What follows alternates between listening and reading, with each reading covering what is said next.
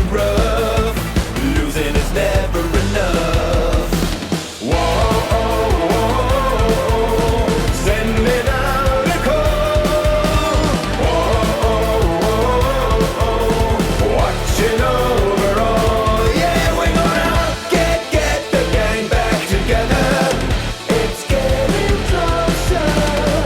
Get the gang back together. Keep watching over. Ooh, are you with me, my friends? Let's see the world for what it could be. Whoa, sending out a call. Whoa, watching over all. Yeah, we're gonna get the gang back together. It's getting closer. Get the gang back together.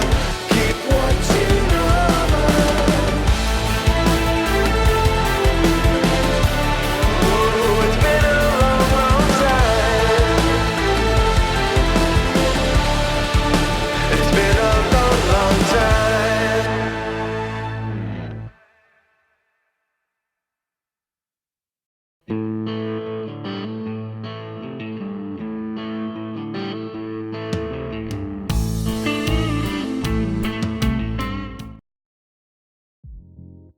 Hello, and welcome to Final Show Films. I'm John, or Senstaku, as you might know me on Twitter, the executive producer here, and I just want to thank you for watching.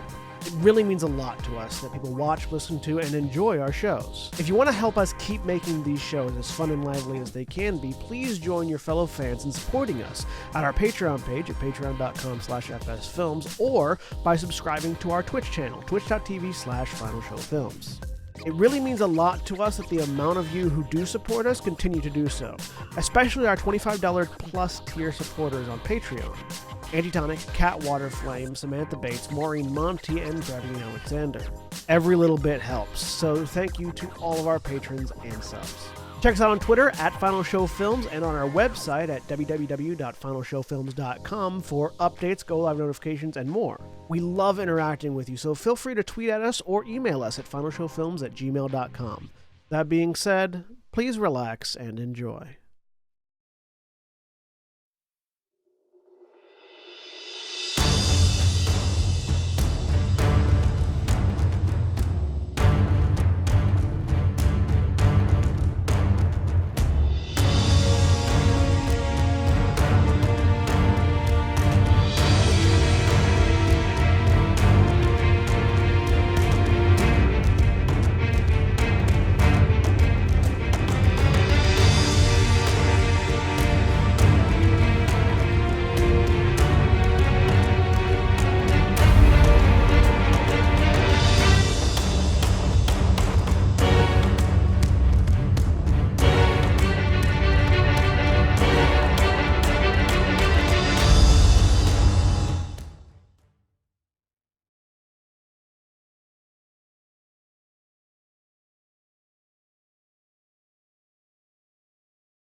We're live. Hello, everybody, and welcome back to Everyone is Warlocks, Conflux, the Dungeons & Dragons 5th edition campaign that we're running here on Final Show Films. My name is Jack. I will be your storyteller and dungeon master for this narrative. And joining me today is William. Hi, I'm William, and I'm playing Wotan Saltspray, the dwarven pirate of the Pact of the Compass, serving the thing beneath the waves. And Jeremy. Hi, my name is Jeremy. I'm playing Korshana Thavakri, Kalishtar, Pact of the Chain. And Aaron. Chainy. Hi, I'm Aaron. I'm Zoe, Pact of the Blade, Warlock, Hexblade. Half drop. And yep. And John. I'm John. I'm playing Elishard Amasi, the Pact of the Host Undying Human Warlock. And Nikki. Hi, I'm playing Diamond Guitar, the Earth Genasi, Archfey, Pact of the Blade Warlock. And Cody. Cody, I'm playing Cole Istasi, the Shifter, Pact of the Chain Warlock. Mara, who plays Aurelia Clementine Evans, is unfortunately unable to be with us today because she's off in Scotland or somewhere. but we will continue on. Our last moments in Conflux were spent in the main room at the Hawkshead House, while the Warlock Compact discussed plans for the future, especially as regards their pursuits in the Great Game. It's currently a fairly perilous time to be a warlock in the city, as a murderous organization seems bent on killing as many of the competitors in the contest as possible.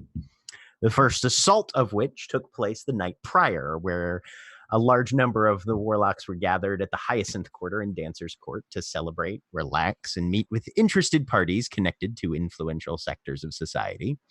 Wotan and Aurelia in specific both made at least one notable contact with promises to meet later in the week.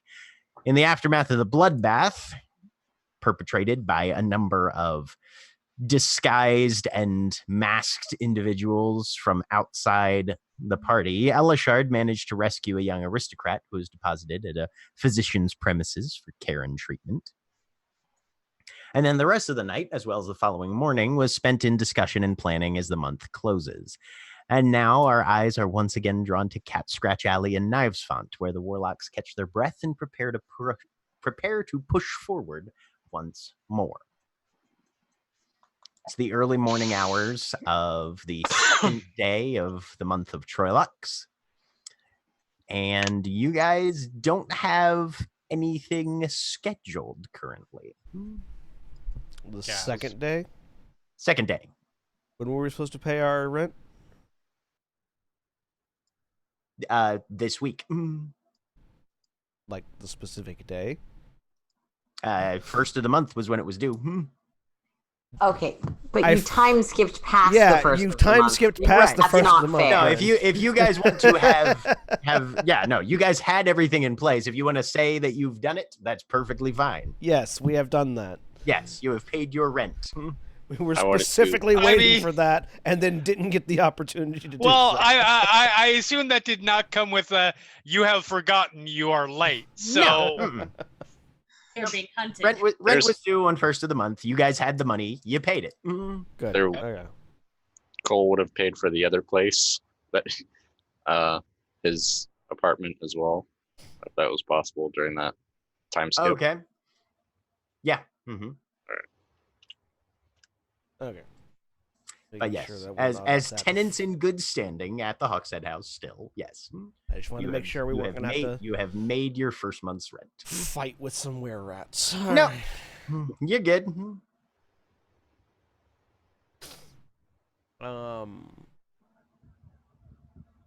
if we have to fight were-rats, we have to fight were-rats. I mean, duh. yes, but we have so many things that we have to fight.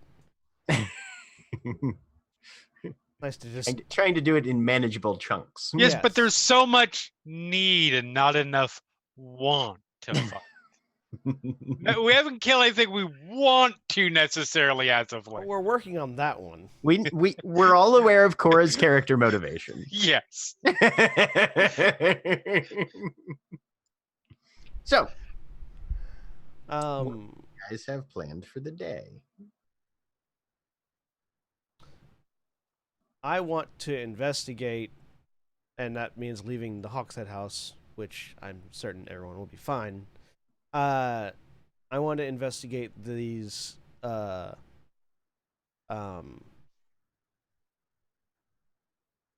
the organization that is the organized effort to kill warlocks. We determined some information about their potential locations or hideouts based on the information we'd gotten off of the poster. And several of us were pursuing that information in different angles. Zoe was pursuing it with assassin contacts. Wotan was pursuing it with criminal contacts. I want to pursue it with my law enforcement contacts and see if I can find out any information about the organization behind the attempted murder of a bunch of warlocks in the Hyacinth Quarter the other night. Okay, go ahead as a retired warder. Go ahead and make me just a straight persuasion check, because you're gonna have to see if you can find anybody who's willing to talk that actually knows about shit. I'm theoretically good at that. Theoretically. Natural 20. Natural 20. All right. You are informed that the investigation is, of course, almost brand spanking new right out of the hospital. And there's not a lot of information to give. Seems to have been fairly well organized. The tactics and deployment of the actual forces at play managed to kill at least 30 or 40 victims, if not more. Counts are still coming in. And of course, given that warlocks are involved, there's also the potential that there are more injured and dead that were taken away by their compatriots rather than being exposed to the general investigation. As it is not public knowledge among warders that I am a warlock, am I able to determine whether or not there was any official backing to this, or is it just this was definitely some organization but not us?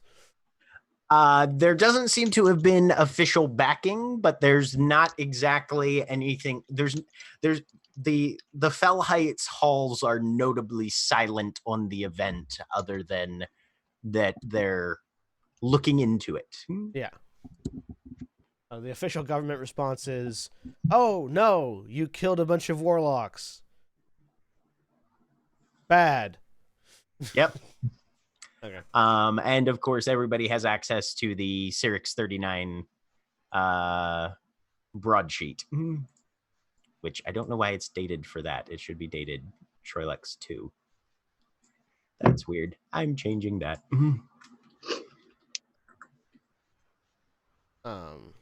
Okay. So that's what I'm doing today, is talking to people and gathering that information. Okay. Wotan has two things that he needs to create today. One is a very simple metal ring with a handful of spikes on it. Okay. The other one is a very particular potion that he has gained the ability to create once a week. Okay.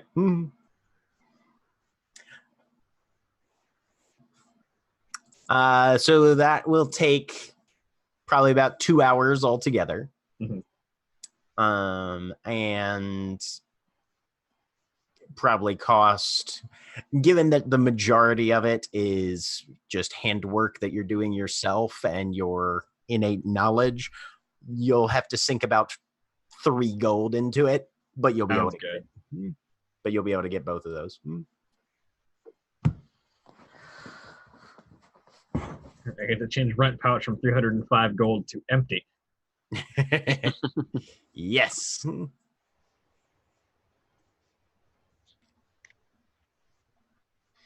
And as a little bit of a retcon, when you dropped off the rent, it was met with a pleased grin and a friendly reminder that towards the end of the week, they should have information as to when and where your services will be required. Yes, promise that. For the heist in question.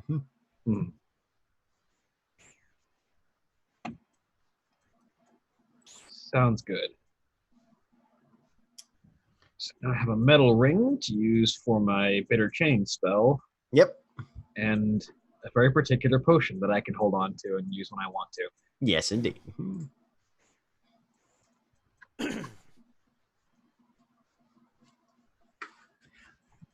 What are other people engaged in? Leveling up my character because I was lazy and forgot. Okay, that's a good thing to do. No, Zoe's available if anyone wants physical backup or wants to talk about things, but doesn't have specific design. Sorry. Yeah, Diamond's not really interested in any of the stuff going on right now. So she'll help people go shopping. Cole's gonna change into his regular clothes, and then probably see if he can get if there's any news from the other urchins around town. He'll go back to the hangouts he used to hang around, and then maybe see if he can find Ludo. And actually, there's another dude. Maybe visit Belgrum. Okay. See if he has heard anything, because he's outside of Ludo, he's the shiftiest person he knows. So Ludo is notably not findable currently. Even the kids that he generally works with and employs say they haven't seen him since yesterday. I have the ultimate hide and seek weapon. I will. I'll go to an alley, cast find creature, and or locate creature, and walk around Dawnbreeze, or where his normal hangouts are. Yeah, usually in the Dawnbreeze, Knives Font, Song Sorrows, up and down Yeah. the river primarily, since that's where most of the traffic is. Go ahead and roll me a D100. Yeah. 37. During the duration of the spell, you don't get any rings on his location.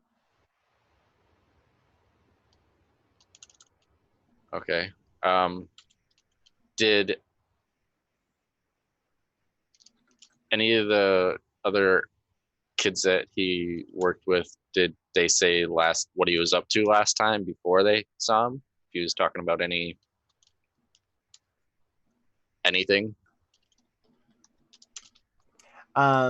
He was Not playing particularly. Everything seemed to be business as normal.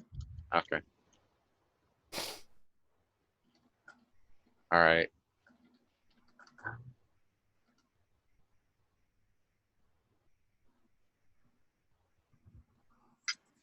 I'm gonna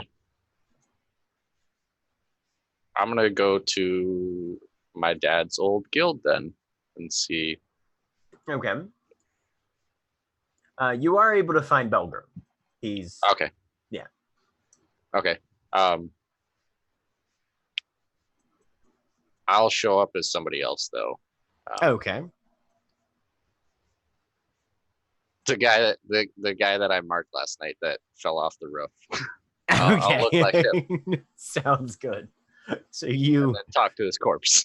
step in to Belgram's pawn shop. Using the face of a dead man. Yep.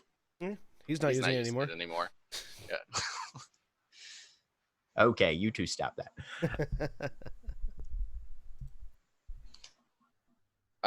Hey, welcome to the Crystal Cavern. What can we get for you today? Buying or selling? Buying. All right, well, in the market for anything particular, or are you just looking for a decent deal? We've got plenty of wares here, all for rock bottom prices. Do you have information? What's that cost? Oh, Cole has never done this. We can tell. Yep. yeah, it depends on what you need to know and who is it about. I saw the thing, so I'm just gonna pull out the broadsheet. I'm gonna pull out a piece of paper and draw the symbol that I saw. He looks it over.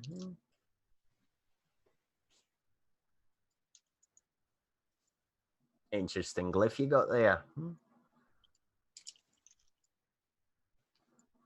Well, I've heard what happened. And then he just watches. I heard there was a bit of commotion over in Dancer's Court, and Aye. And if you're looking for commotion with the folks that did this, well, I can tell you where to start. Sure. Twilight's Web.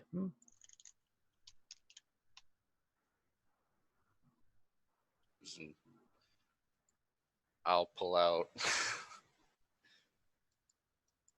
2 gold and say who's in Twilight's Web. The coins vanish. Well, I don't have any names of individuals, you understand, but I've Of course. heard rumors that a number of them like to move about and spend time over there, out of disguise, of course, so good luck trying to pick them out of a crowd, but you seem an intelligent person. I'm sure you'll be able to manage that all right. Would you be looking for a tavern?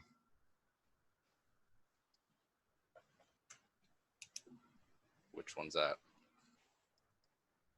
It's called West End Brews.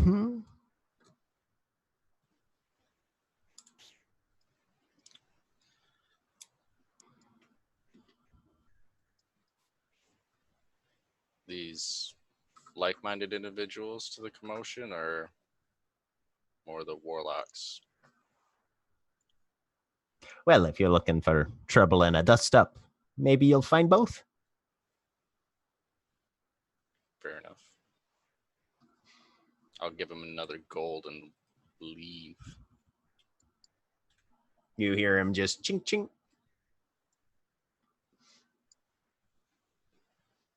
And then as soon as I leave, I'll go like 2 blocks down, shift back and go, holy shit, Belgrim, what the fuck? And then I'll call Edgar and then fly back to Knife Spot. Okay.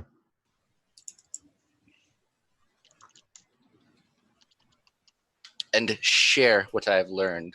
All right. So Cole comes back in. Guys, I found something. Just like that. Wotan's like swirling a small pink vial in his left hand as you enter. Oh, really? Yeah, not food either. This is like total. Yeah. So you know the people that made that symbol that, tried to murder us the other night? Aye. Yeah, apparently maybe some of them like to hang out at a tavern at Twilight's Web. It's so. Yeah, I showed the symbol to somebody that I know, and he said that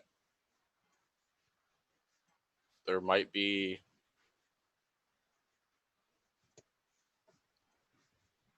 people over there that know about this. Might be worth investigating at some point.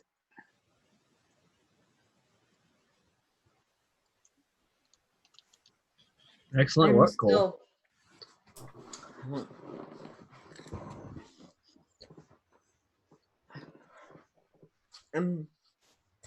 Is that our top priority? Because it feels like we have a few different things we could do, and obviously we will do all of them, and we'll be awesome at all of them. But like, we can go do that next. We can hold off and wait for knowing exactly when that cart that we need to deal with for our landlords is. We can go after the kobolds. We can go after the fucker that killed. Why is Senstaku the only name coming to mind for John's character? Elishard. Thank you. Fucker that killed Elishard and screwed over Diamond. The guy that killed Hedon, you already killed.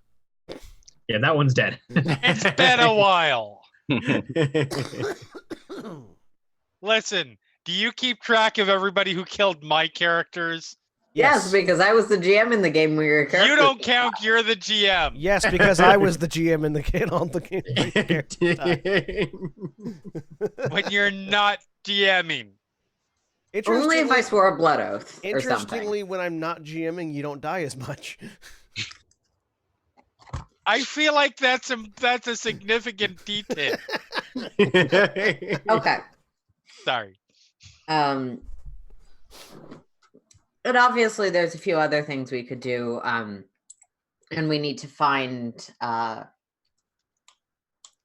Zoe would not have forgotten his name, the Underworld guy. The one that Wotan spoke to at the party? Yep, Gorazin Karag.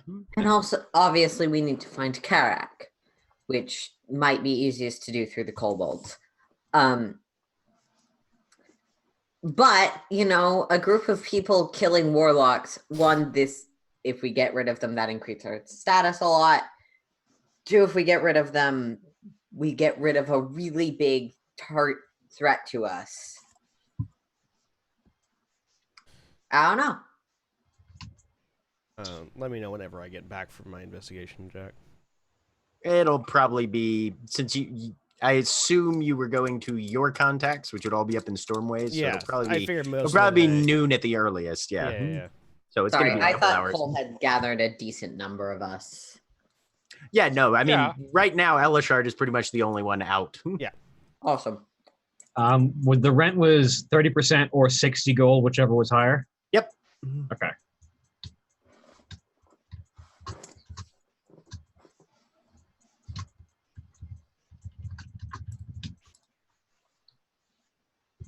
Yeah, no, I don't mean that we should. They seem like they were well put together to deal with like warlocks as a whole. So yeah, just knowing where they might be, I thought might be a good idea, but definitely regroup and plan before we step in that big pile. I've got to find materials and potentially coin because I've either got to afford or steal some heavy armor because I need to Hey, protect Jim, myself some better. can you check the thing that I asked you about? Oh, Sorry. let me pop back to that. Yeah, let me check on that. I'm really sorry to interrupt for that. It's just important to this moment of the conversation. Yeah. And so, criminal activity dealing with finding Yeah, that's materials and All right. equipment, I'm taking that then. Okay. as well as finding information about Gorazin. Will probably be Well, what I'm on for the next few days. I know you're more of a pirate than. And how do all of you feel about a little bit of a con? I do have an idea. I mean, a good solid con is a strong part of piracy. What is? I would need more details. Yeah. We kind of, if you need the armor, I'm all for stealing it. I have a new trick. I kind of stole it from Zoe, but Zoe's planning on hosting the first ever Conflux Assassin Con. Gonna get everybody together up in Fell Heights. There's a center up there. How big is the Set up a booth. There's a few Galders. panels on poisoning. Galders Speedy Courier is like 3 foot square. I'm Okay, trying it can't to fit a suit of armor. Good. make sure that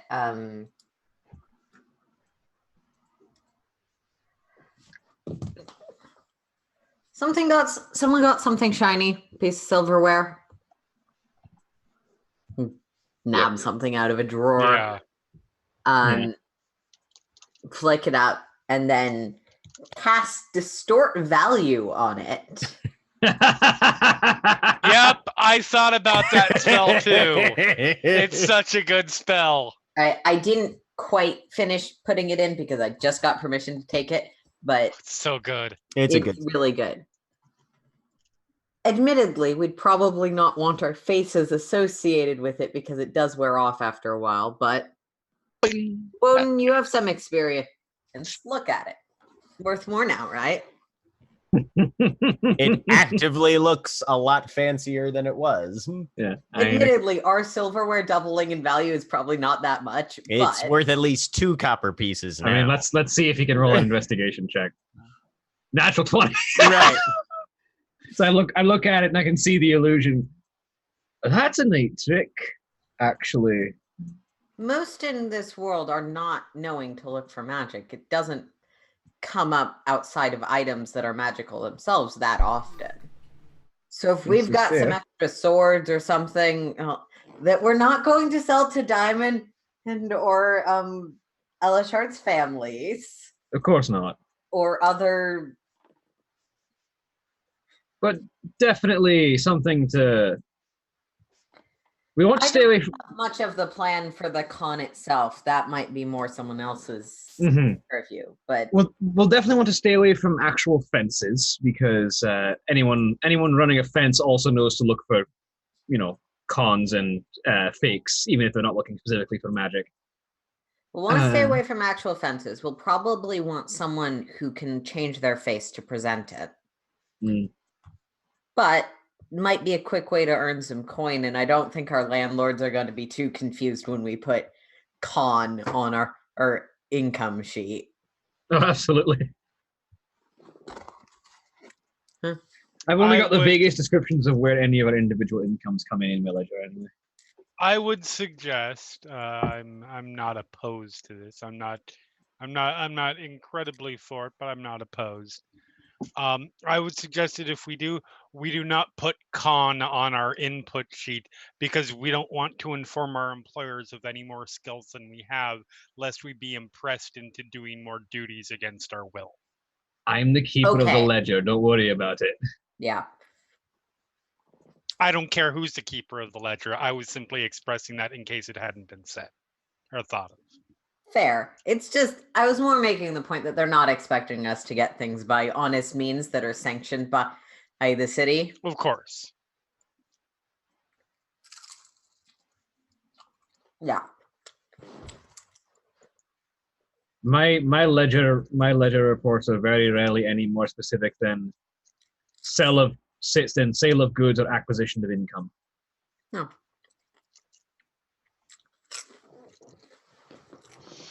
Well, that's my contribution to something we could do quickly to flip a profit, but I mean, it would do that for certain. I mean, I can certainly hammer out a few metal rings that can be made to look like they're far more fancy and expensive than they actually are. yeah. Keep in mind that it specifically doubles the value or Mhm. halves it, I think. Yep. So Double or half. we earn a lot more with something that's worth something in the first place, but honestly, craftsmanship is an easy place to get that earnings, right? Mhm. Huh. Having contributed that, I need to go for a moment. Be right back. Okay. So, Is just to throw it out there, is making some profit our primary goal at the moment? At the moment, I personally need to gather income and materials and find information about Goras and Karag, which is going to be my task for the next few days, because I need to acquire heavier armor, which is not the cheapest of tasks. Beyond that, the rest of us, we've got several different tasks to set at that I don't think all of them need all of our attention at once. A lot of it's information gathering, a lot of it is going to be preparation for bigger jobs that will require all of us.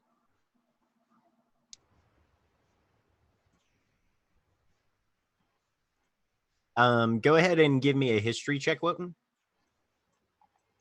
History 8. I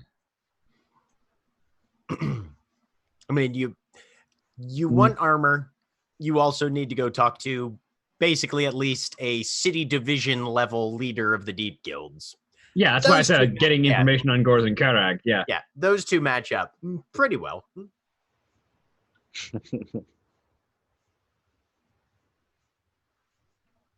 Very well.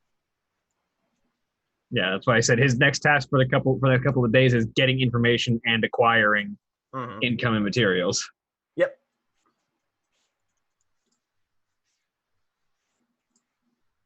All right then. But as for the rest of you, if you need my help for anything, let me know.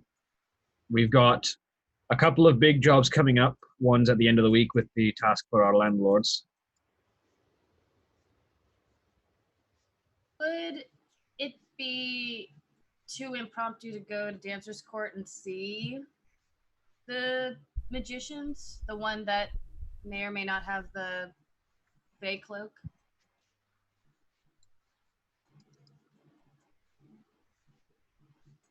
Alien. Right. We got notes on that one. Yep. You've got notes on the cloak, the amulet, and And the the mask. I got my notes open right now. I'm like, what can I do?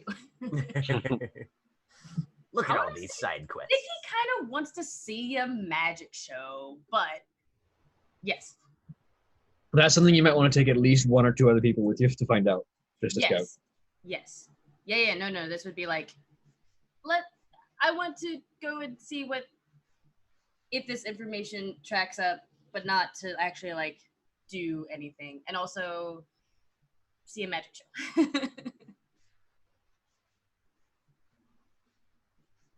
So if anyone wants to come with me to find out about that. Yeah. Yay. I'll go with. Yay. Anyone else have any specific tasks to do over the next couple of days? Not that I can do solo. Do you have anything you can do with two or three of us? No, I have the one thing that I've had for a while, which is the kobolds thing. Mm-hmm. Do you want to do that? Yes, I would like to uncover everything that was stolen from my yes. That is a task that I would like to have heavier equipment for. As part of why I'm looking for heavier armor. In fairness, I think that should be at the top of our priority list. I would not say no to us armoring up a bit before we do that. But Yes, that's yes. Sorry, that was sort of the Yeah. top. I heard. I just Okay. So that's definitely a task that is high on the priority list that I want to be better equipped for. Very well. But if you're not doing anything, we could use this opportunity to try and get a little intel for that, so we're better informed. Simon wants to go see a magic show. I'll send Jinx with you guys too. That way you can have some extra eyes. Oh, man. Where And if are you- we going for intel? I was thinking we poke around. Well, you know where the entrance is at. And I believe Cryptward was where the entrance to the undergrass they're supposed to take was. For kobolds? Korashana's Yeah. kobolds, yes, Cryptward. You know where the entrance is at. You can start asking around in that region, see if there's been any information to gather around there. We also know the same faction of kobolds is currently assisting. I admit Mark to Dreamer. not be. I admit to not being very experienced in the ways of dealing with kobolds, but based on that limited understanding, going into areas where they might be and asking around is exactly the kind of thing we need the bigger armor and large group for, because otherwise you get assaulted. Am I back yet? That's fine. I was more. I think Elishard's back by now. I don't have the clearance to get us past the Right. or get us the documentation to go in and out easily this time. I don't think the kobolds would be too alarmed to see a drow scouting out one of the undergrass entrances, even if it's one they use. Perhaps Uh, not. We don't have to. You guys can roll me history checks as well. Oh. Oh. Door opens. Thanks for that, Jack. The check that no one can make in this party. That I specifically can't make and often will accidentally contradict things. Well, you did better than me with my +5. The exact as same. you. No, Well- you rolled a better number. You did better than me. Both of you, as you consider it, though, scouting around the entrance to the undergrass is likely not going to catch the notice of too many of the smugglers, because those are the entrances that they specifically avoid. We just need to figure out how we're making our way in. I Yeah. thought it would make sense. But yeah, I mean, that's where your guys' directions start. So it's an excellent place for you guys to begin investigation. It's fairly unlikely that, you know, it's the equivalent of hearing that there's some armed smugglers, so you go out on the port sightseeing ferry ship to see what you can see about the water around here. You know, Yeah. they're probably not. Correct me if I'm wrong. I'd assume that undergrass entrance leads to more than just where the kobold smugglers. Oh yeah, very much so. Yeah, no, the entire undergrass is a maze, and So even if they're keeping an eye on people who might be interested in it, there's other things there we might be. Yeah, right. Just going into that entrance is not going to send up a red flag of shit, they're coming for us. Right. I mean, unless you happen to catch the normally level of paranoid kobold.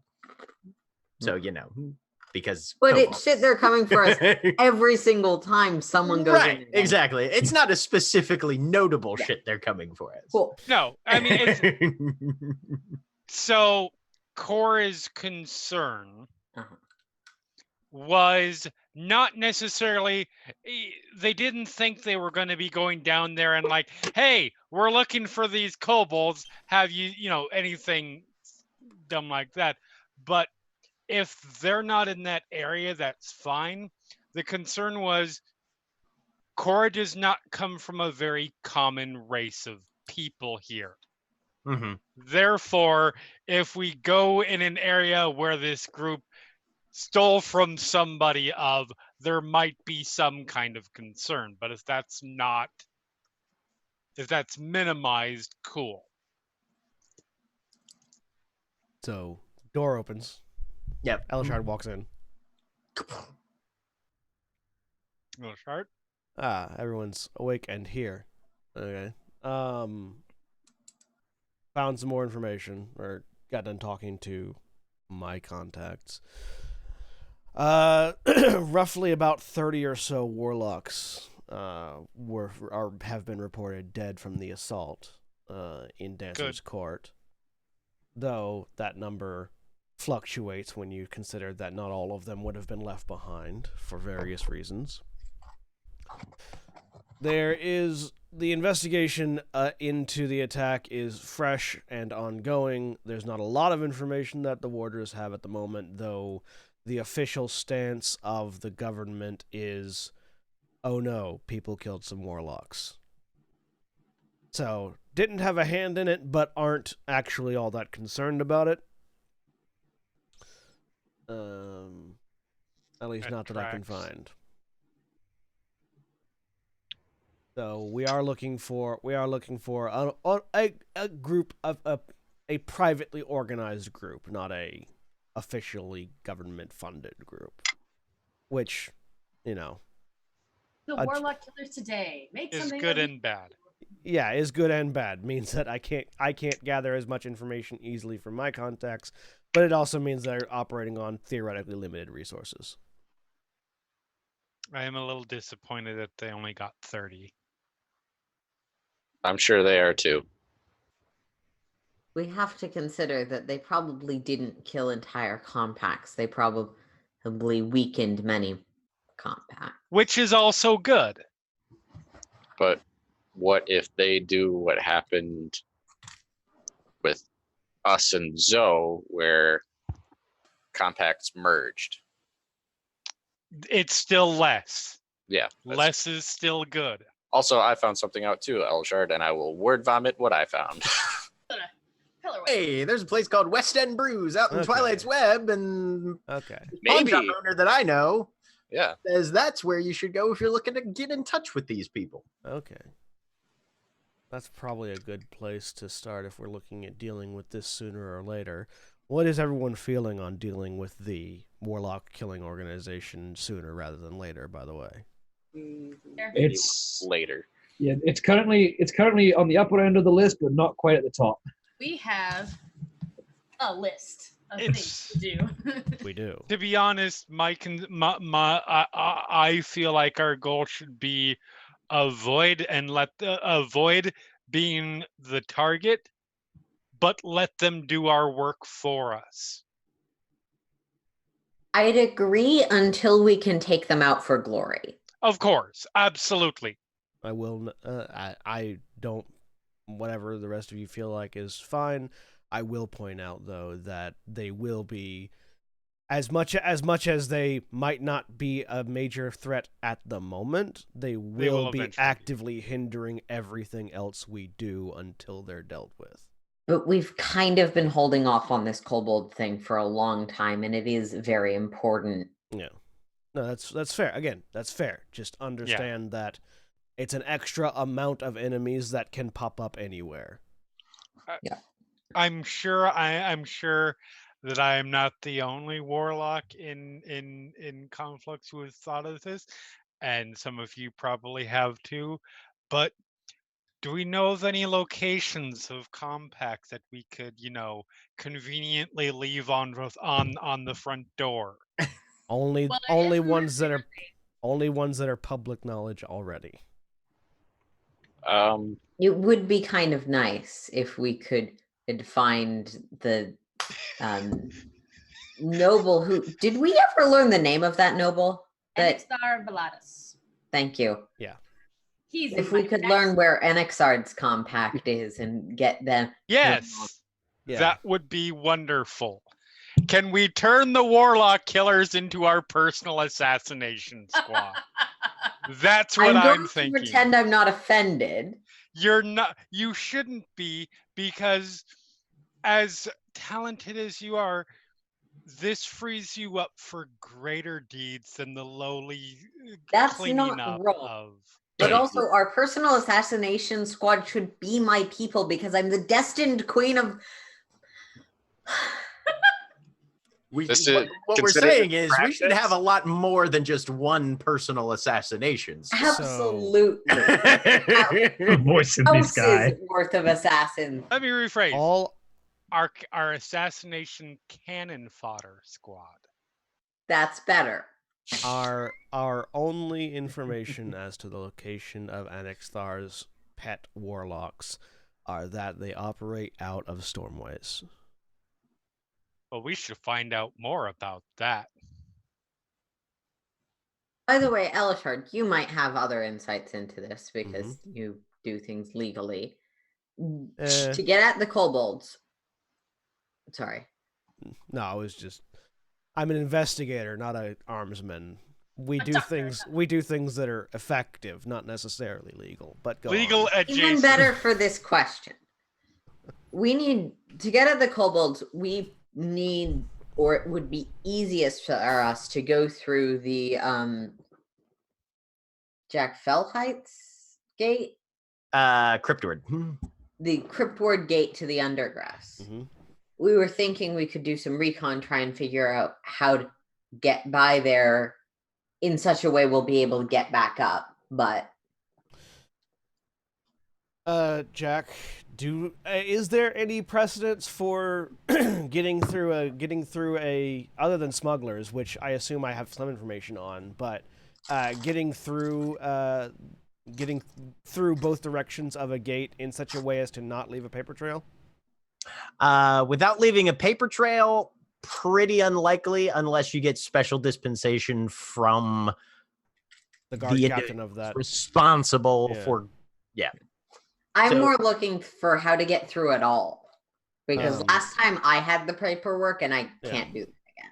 Yeah, you can. There are ways to get official documentation. Specifically, actually, Aurelia probably has a really good. Aurelia or I could pull strings and get have a very good chance of actually getting through because Aurelia is connected to that one college that does all the Vascone. Vascone. sending an archaeological team out to investigate the near undergress probably wouldn't be too difficult to get paperwork for. Also, I could see about getting some sort of investigative pass through. Aside from that, there are smuggling routes that I can look into. I know the warders have shut down as many smuggling routes as have opened back up, so there are always some that are there. But those I could can ask raise about more those. kobold suspicion. Yeah, I can ask about those, but yeah, those No. would be more suspicious on the end of the people that know they're there. Yeah. But it All wouldn't right. be too hard Well- to actually just talk to go through official channels and get a pass. If we've got that route, potentially those of us that don't have anything else to do could instead investigate where Noble's compact is. I can tell you that the only place that they were a bunch of, I'm pretty certain there were a handful of masked warlocks near Annexthar at the party. I didn't get any details on them, but they're probably his pet warlocks. The only place that I ever run into them was at the what's the name of it? At the hang on. Gatdorf and Chamberlain warehouse, where they killed me. So that's a place to start, I guess. I don't know if they're connected to Gatdorf and Chamberlain at all, but It is gonna be so sad. I've got some conversations to have with my own contacts, see if Thalia's come up with anything on our Deep Guild's friend. And got some money and materials to snag, so actually, come to think of it, Jack, correct me if I'm wrong, but wouldn't a deep guild's a person that's very important in the deep guilds be able to get people through an undergress entrance? Probably. Yeah. So, whether or not it's relevant, your contact with the deep guilds might also be a very good way to get us through a cryptward undergress entrance. And we were talking about him potentially being one of our sponsors, so Gorazin might be worth considering for that. You're gonna go talk to him about being a sponsor. I can't go to that. Actually, please don't go and talk to him about being a sponsor. Why? For a reason. Gorazin Karag Oh, of sorry. the Deep I thought you were Guilds. talking about Annexthar. I was about to be like, No. Right. Annexthar is not. I caught like the half. No, we want to kill Annexthar, and I figured. finding his compact is part of that. But Which is why I was confused. no, Gorazan is different guy. Yeah, no, he's the Durgar. Yeah. Yes. Yeah. They're very fat. So, going after discovering information on Gorazan seems to be a good way to proceed, both with that and with pursuing Korra's kobolds. Yes. Oh shit! Okay. See, Jack, this is why the time skip threw me off for a second. Today is the day of our supposed meeting with Gorazin. Yes. Okay. Was I able to in the intervening time of this skip? Was I able to locate Gorazin's location? So the time skip happened before the party. There hasn't been a time skip since the party. Basically, when you met with Gorazin, he said more or less, meet me tomorrow. I thought the party was on the 30th. No, the party was on the 1st. Based on what's there in the handouts on the one labeled a very select social event. Sounds legit. All right. Yeah. Okay, no, that the banquet was on the 1st. This is the day after, which is also the day. I think several of us thought it was the day before. Okay. No, you're good. I did. I thought it was the last day of the month, not the first day of the month. Nope. Okay, cool. So I need to go out and try and find Gorazin Karag. So anyone who wants to join me on that one. Yeah, I'll help you on that. All right. So we've got 2 people headed to go look for Karag. I think, yeah. 3. Yeah. Zoe's in on that too. Awesome. Yes, I'm just trying not to eat into my microphone. That's fair.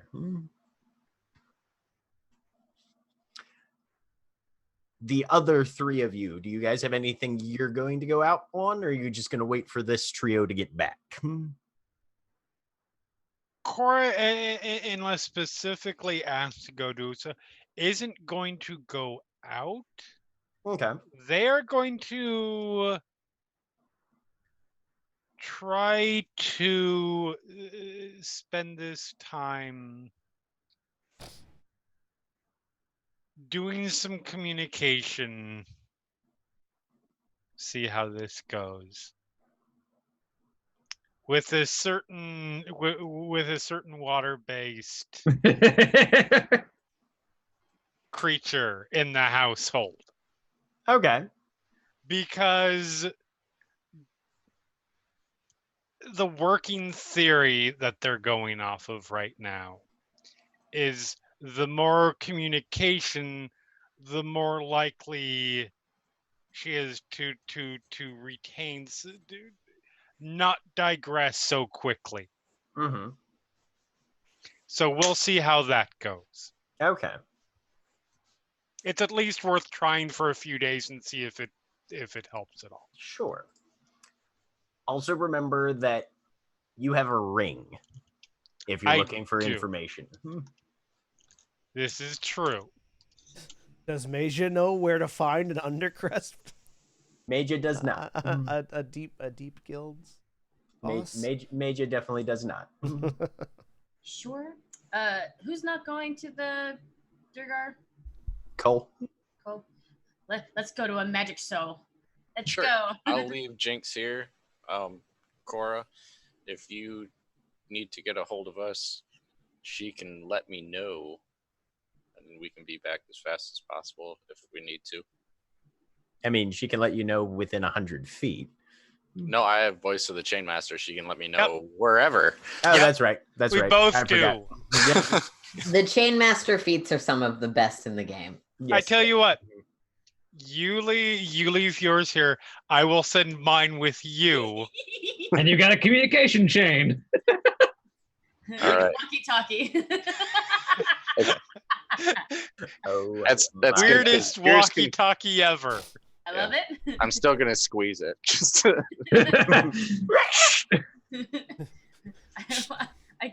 want the over, closet. and then it's just gonna yell back at me. Fuck you.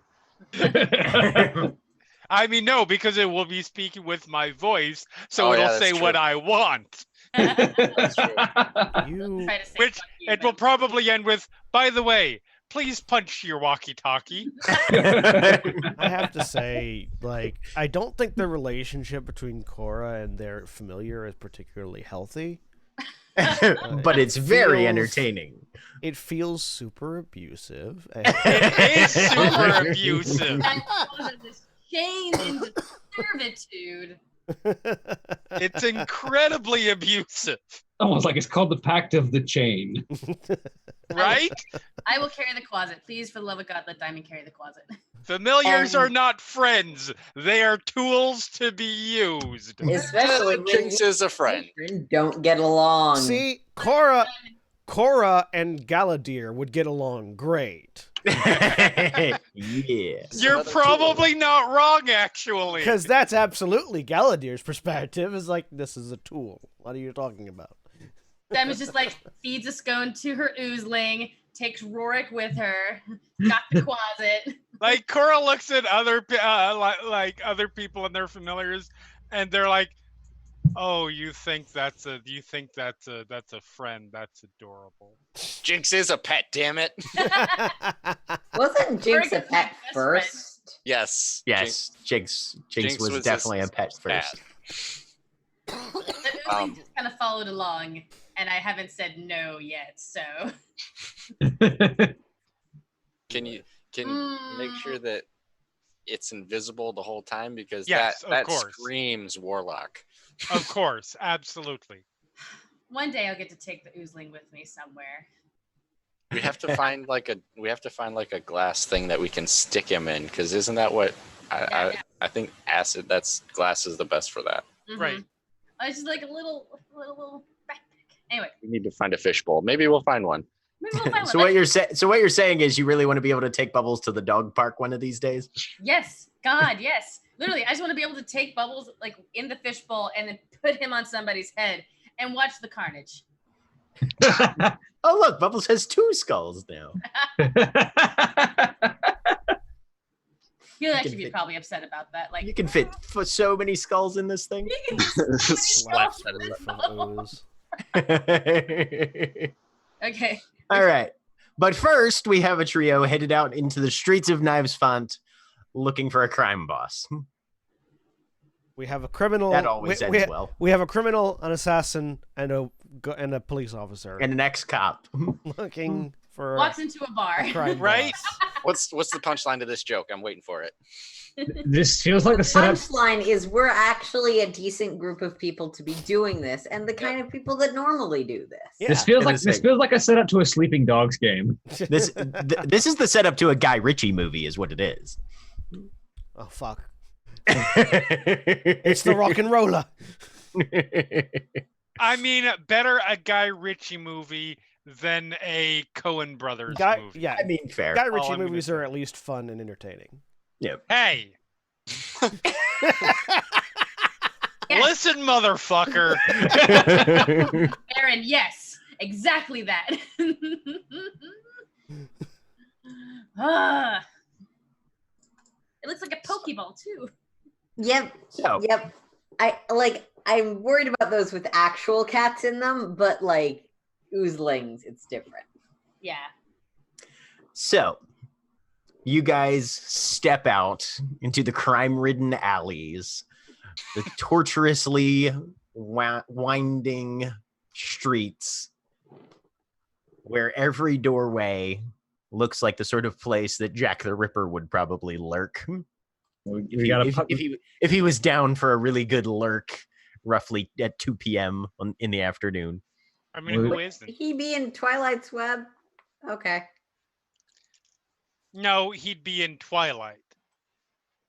No, he'd be in Whitechapel, which is not here. Anyway, Because everything in Twilight is creepy.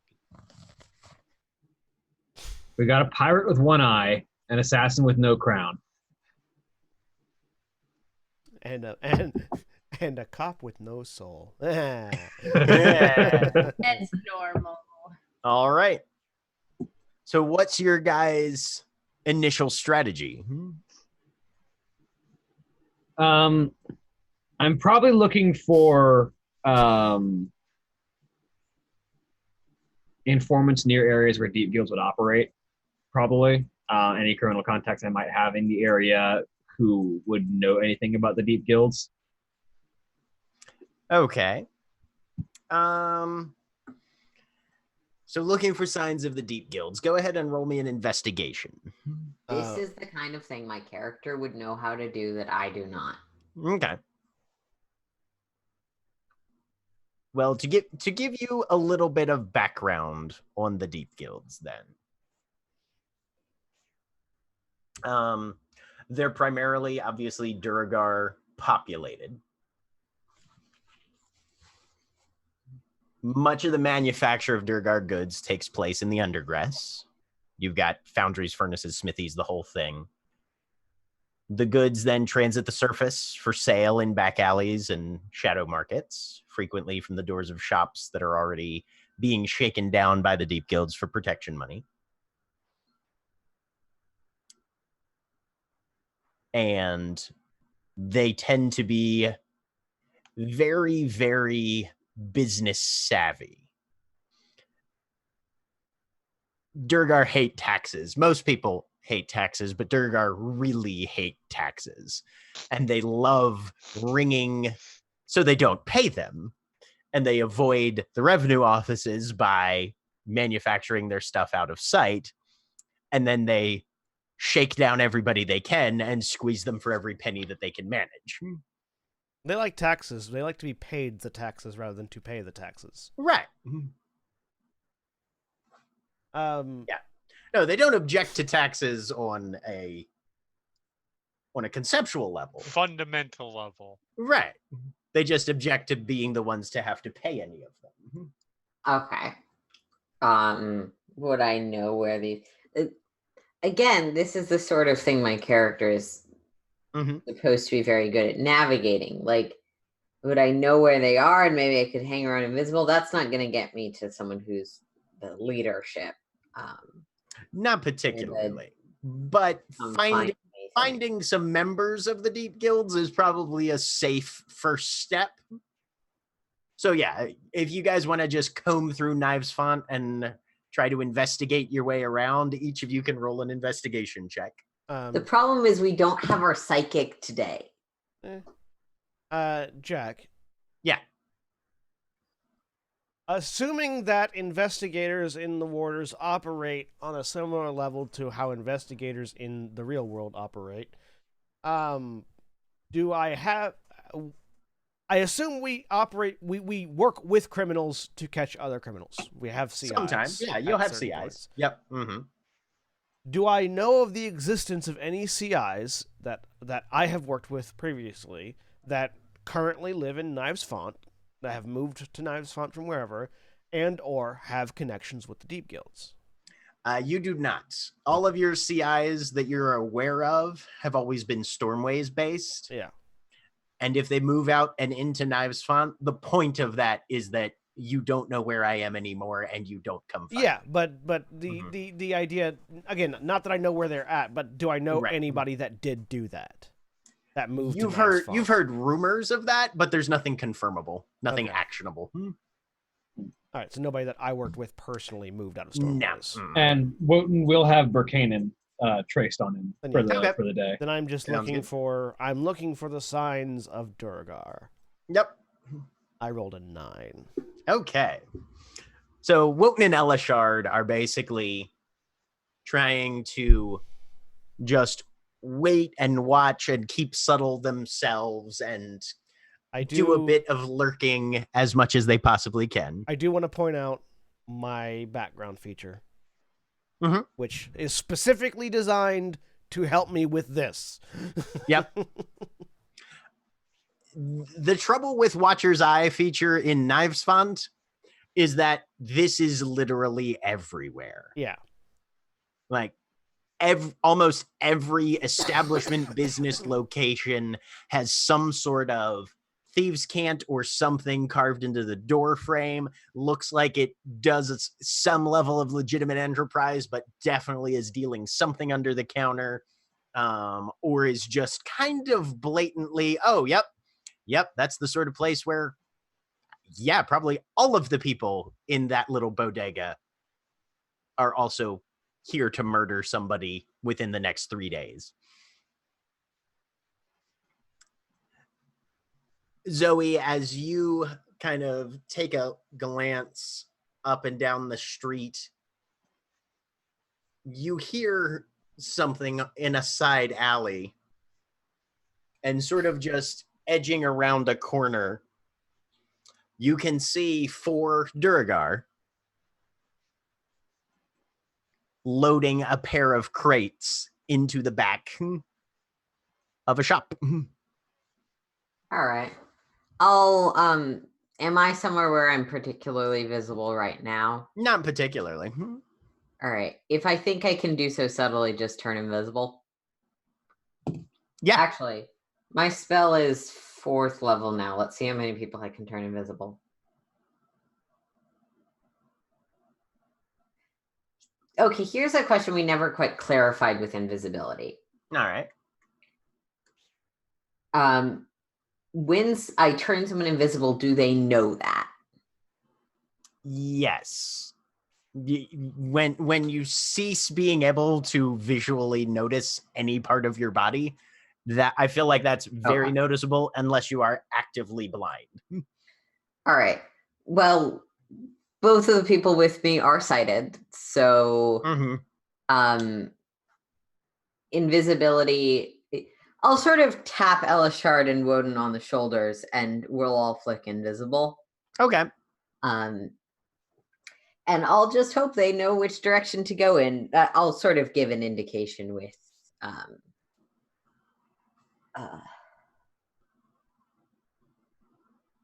But yeah, I'm spending a spell slot on that. Would I have recovered the spell slot I used for exposition? Yes, you would have had time in between then and now to recover that spell slot. Cool. So yeah, we're all with a little bit of a invisible. nudge and a whisper, you Hour. vanish. Yep. Yeah. And the two of you are also invisible now. Oh, if assuming that Zoe gave us the indicator of where those Sturger were, Wotan will see if he can follow them up until the point where it becomes a matter of following isn't going to help, and he needs to get involved. Okay. He's going to wait until his judgment is okay. I'm gonna get further faster by talking to these people than by following them. All right. You can all three make stealth checks at advantage since you are invisible. Yay. Yay with my +0. 11! Natural 20. Hey. All right, Woden. I've gotten used to But navigating. the good news is no one knows to look out for invisible people. Yeah. I've gotten used to navigating with just blind sense from my transformation, so it's like, oh, okay, it's nice and stealthy. Honestly, if they only notice Wotan, that's good because he's the one who can talk to these people and get into conversation with them. That is fair. I mean, I speak Dwarvish too. Yeah, but Wotan's the one who had the conversation with Gorazin Yeah, no, that's fair. and is expected by Gorazin. Yep. So yeah, you begin to follow these Duragar. I don't like this battle stage you put us on, Jack. Oh boy. Oh, look at that token. It's different from the other tokens. We'll put you back then. How's that feel? I do like the I battle. want to see them fight a lich. I do like the battle stage you put me on because everything there has to make a wisdom save to attack me. Deathlock and 3 ghasts. Or maybe ghouls. They might have just been ghouls, but still. Anyway. Yep. I am invisible. Okay. So you guys invisibly follow these individuals through. And yeah, they definitely do not notice any of you. They walk down a few alleyways, hands free at this point, looking like they're on a route. One of them asks if we can stop off for some food. The individual who seems to more or less be the leader says, "Nah, pig beaters need us to grab some more merchandise, get it to the markets where it's going to be diverted next few days." And they continue walking. So while you guys are following a quartet of Duragar, the others, in this case, Cole and Diamond, are headed out to where? Dancer's Court. Dancer's Court? Yes. All right. Where are you headed in Dancer's Court specifically? Trying to find like either a flyer or like advertisement for the magicians, the Bailey and Morgan. Okay. Bailey and Morgan are my favorite magicians. I don't know what kind of references is supposed to be. I'm just letting it go over my head. It's alcohol. I think he's I think he's referencing alcohol. Yeah. Oh. Morgan and Bailey's. But you guys end up down in Dancer's Court and start asking around trying to see what you can find. Go ahead and just roll me just a straight intelligence check. Could I make investigation? Sure. Or investigation. Yep. No, investigation would work with this. It's the same for me either way. Okay. Go ahead and roll investigation then. But you already yeah, did. All right. 20 and 21. It doesn't take you guys too long to find that the pair are supposedly having a show later this evening, probably in a couple hours. at one of the venues nearby. It's kind of an open amphitheater like area. And with the day being fairly nice and the weather looking like it's going to hold primarily for the time being, you've got a little bit of time, but you've got directions to where they're supposedly going to be performing.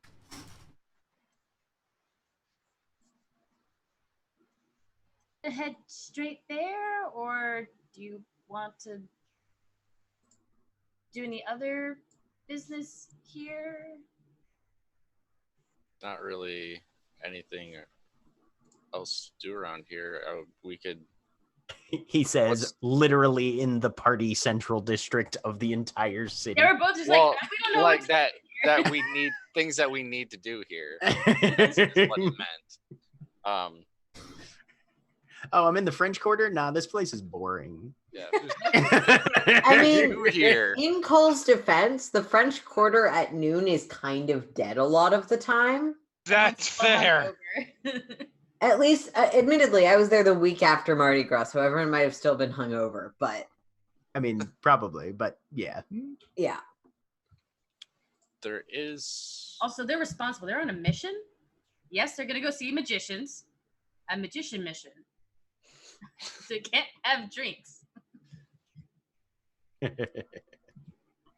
How do we want to?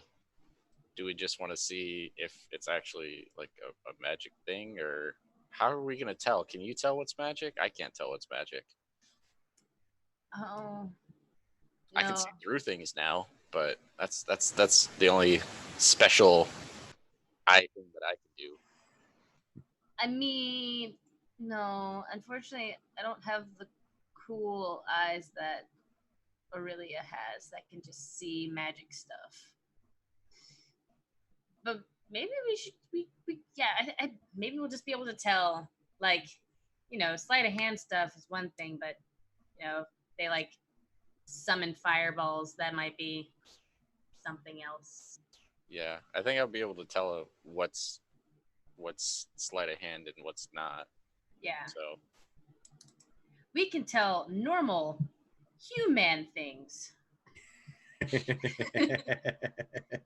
All right, so you guys are just lurking around until the time comes, or? I'm definitely gonna snacks. Oh yeah, get some like funnel cake, corn dogs, fried Oreos, all that good stuff. No reason to starve ourselves while we're out here doing this very important thing. Give me a perception check, both of you, then. I just want to, since we leveled up, my passive perception is now 20. You can see everything. 25. Oh, Whatever. So. Diamond sees nothing. Cole sees through time. No snack can elude no snack or good baked good can elude my vision. So, Cole, you kind of start to just follow your nose and then your ears, because you hear insults being hurled back and forth with applause interspersed with it. I will definitely head that way. And you see at this place, there's a small crowd of probably 20 or 30 people or so lined up or congregating in between these two bakeries, one on either side of the street. On one side, there's a halfling dressed in an apron with a little chef's hat on his head, and he's just swearing a blue streak at a gnome who's standing on a crate on the other side of the street, similarly attired, and they're just ripping each other a new one. It seems to be some sort of marketing gimmick. Dueling bakers. Oh no. Behind the gnome, there's a sign that just says Talking Breads. Behind the halfling, there's one that says The Bread Boys. Yep.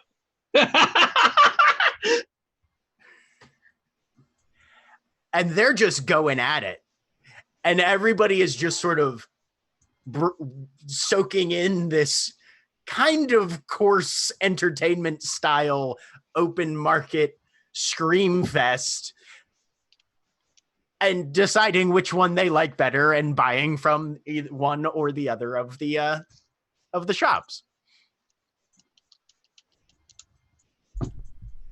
Go to the bread boys. I go to Talking Breads. We meet in the middle.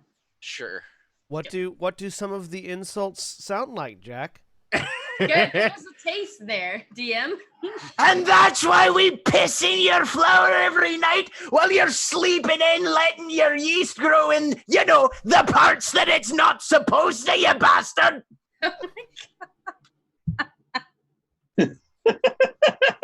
Fucking. And the response. What does the second NPC say, Jack? Well, you know where we caught that yeast from? Your damn fat mum! I mean, I feel like that was obvious where that was going. I just I feel like we stumbled into a side quest from a different John. Welcome to the Bard's Quest. All right. We buy bread from both of the shops separately. Cool. I'll stay a few more minutes and listen just because it seems pretty funny, and then and then we'll. Oh man, can you? And Diamond does ask you as she's got maybe 6 loaves in hand. Can you mimic some of those? I mean, I've been here long enough. Yeah, I think I can. Actor feat. Yeah, I can't. I won't be able to make. They're a little too short for me to impersonate. But I think I can get the voices down. Look, sometimes you just need to throw your voice into a crowd. At which point, there's a little bit of a bell ring at Talking Breads. And the gnome points behind him. Ah, see? Looky there. We got ours done first, you pajama-wearing, basket-faced, slipper-wielding, clape-deep, brady, get-her-up and blade maw bleedering, gomeral Jesse off-looking, schooner off-plugging, milk-drinking, soy-faced, shell-bit, mammoth, sniveling, worm-eyed, hot and blah, vile, snooty, gully-break, Danny. Breathe, Jack, breathe. I'm the one who needs to breathe.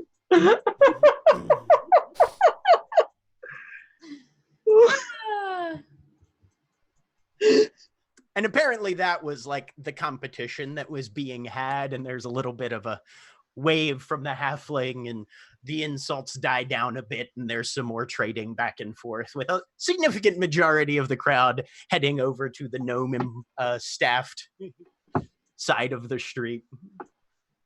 Holy shit. But you guys have found food. Yeah, this has been an experience. We're making memories. I can't. Oh my god. I'm gonna repeat that last one, that last insult through Jinx. So Cora, just down in wherever Jinx is hanging out. You're sitting, trying to, focus your mind to talk to an octopus in a tank, Right. And this perfect Scottish normal accent. people's shit. Yeah. And then all of a sudden there's just this rampant slew of interspersed profanity that just erupts from somewhere about 20 feet away from you. Perfect Scottish accent. Perfect use of voice of the Chainmaster. Perfect. What else are you gonna use it for? Meanwhile, I think you actually had to stop time. You're like, wait, 1 sec. Yep. You just looked like he focused real hard. Invisibly, murmured into your ear. Good to know. Also, please punch closet. Diamond just reaches up, grabs something that isn't there, slams it into a wall, puts it back. I would never. Meanwhile, back in Nausfont, A serious party. you guys follow these Durgar for probably almost a half a mile or so, winding your way through a number of alleys and byways until they open up a cellar door, one of those sort of slanted, built into the ground. The door bangs open. They tromp inside, and the last guy slams it shut.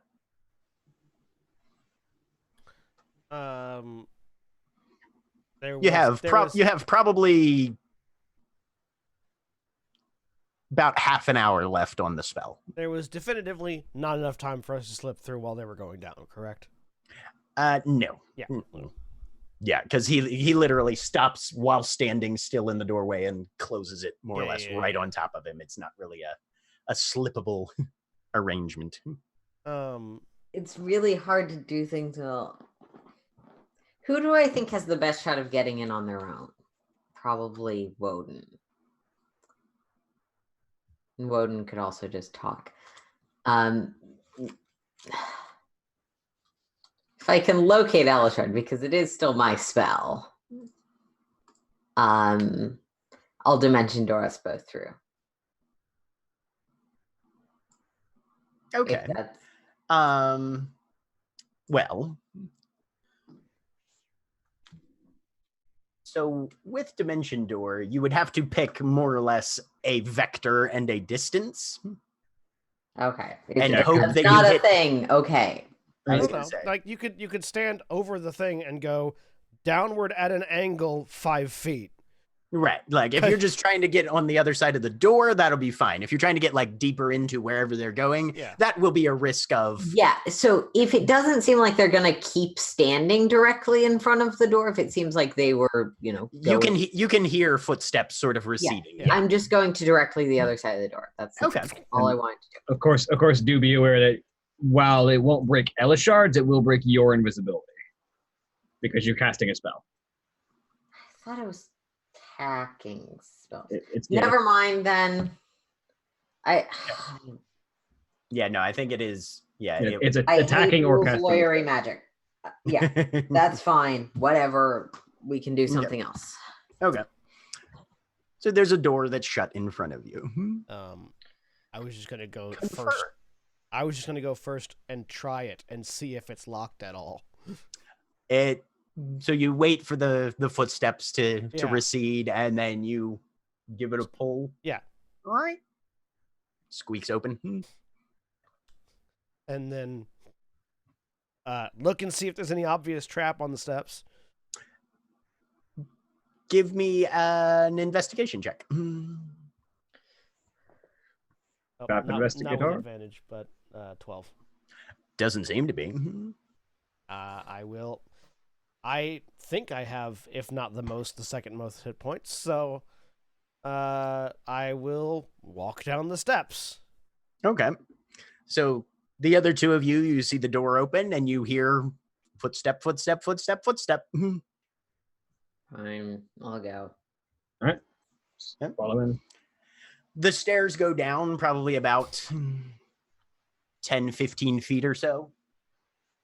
And then there's just a blank, empty, black hallway, unilluminated. I'm pretty sure everybody here has dark vision, though, so you don't care. Yep. The passage goes, it's kind of roughly dug out and mortared with stone in. It's not perfectly straight by any means, but it's reasonably accessible. About 10 feet wide, it sort of flares open from the stairs a little bit as you get to the bottom. And just in case it wasn't mentioned, that the door does, we do shut the door behind us. Okay. Good to know. And you see and can hear some noise from the far side of down the hall about 30 feet. There's another rough wooden door with some slats to it. And there's definitely noise talking activity on the other side of that you can even hear this far away. Let's get closer. Yep, heading that way. Okay. Stepping up to the door, you can hear muffled voices on the other side, the squeak of something turning or a wheel, some clanking of metal. and just some low conversation back and forth. If I can hear the conversation, or if at least it sounds like the same voices from before. Roll me a perception check. Yeah, also trying to listen in for. Let's see. whatever it is. Sure. Perceive. 22. 8. 18. Zoe, you're kind of trying to keep your distance a little bit and makes it a little harder to hear. Wotan and Elishard kind of lean in closer to the door, and you can hear, so there's 6 more crates coming up. If you can hire a wagon to bring them around, that'll make it a bit faster, but you can carry them all. Up to you. But you've got the routes there on the ledger. Make sure they get to where they're going, and let's not catch any attention or stir up any pots of trouble. You understand? There's a number of sort of assenting voices that respond that sound like the ones that you had been following. Does the speaking voice sound like Gortizan, considering I had a conversation with him? Does not. Okay. All right. Well, send the cart back down. Take your stuff. Get out of here. I'm going to step And away from the door. Okay. Flatten up against the hallway. Okay. Go ahead and give me another set of stealth checks at advantage. Fucking hell! 15. 15, 13, and 7. Fine. Does anybody have inspiration they need to use? I do have inspiration. I do have an inspiration, but I'm going to hold on. No. Let's expend that inspiration real quick. I The don't D8 mind. you said? D8, yes. 8! 8! I think I rolled a 1 on every inspiration I've rolled. At least you're consistent. Okay. So the door swings open, and Wotan, you're trying to flatten yourself out, and it just slams into your chest. Well, I was the one that needed to speak to them anyway, so. I mean, you're still my invisible. concentration, so it's not broken. Right. You're still invisible. But one of them sort of pulls it back and looks, trying to see what stopped it, and then shoves it back again. Into my face. Into your face. Let me roll their perceptions. It's okay. The broken nose is still invisible.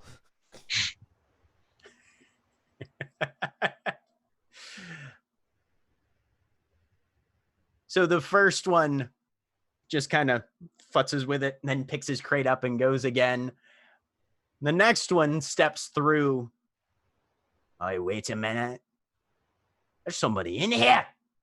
And just sort of flails an arm out and slaps you right across the jaw, Wotan. Yeah. I mean, at that point, it's just a matter of sort of take it, look over. Hey there, lad. Good here. I'm not dropping the invisibility for the record. No, I don't care. It doesn't matter if you do. Yeah. Right. And so he will just sort of prestidigitate, and just this sort of puff of the puff of white smoke that he appears in. And he sort of gives a nod. I have a meeting with Gortizan. Here to speak with him.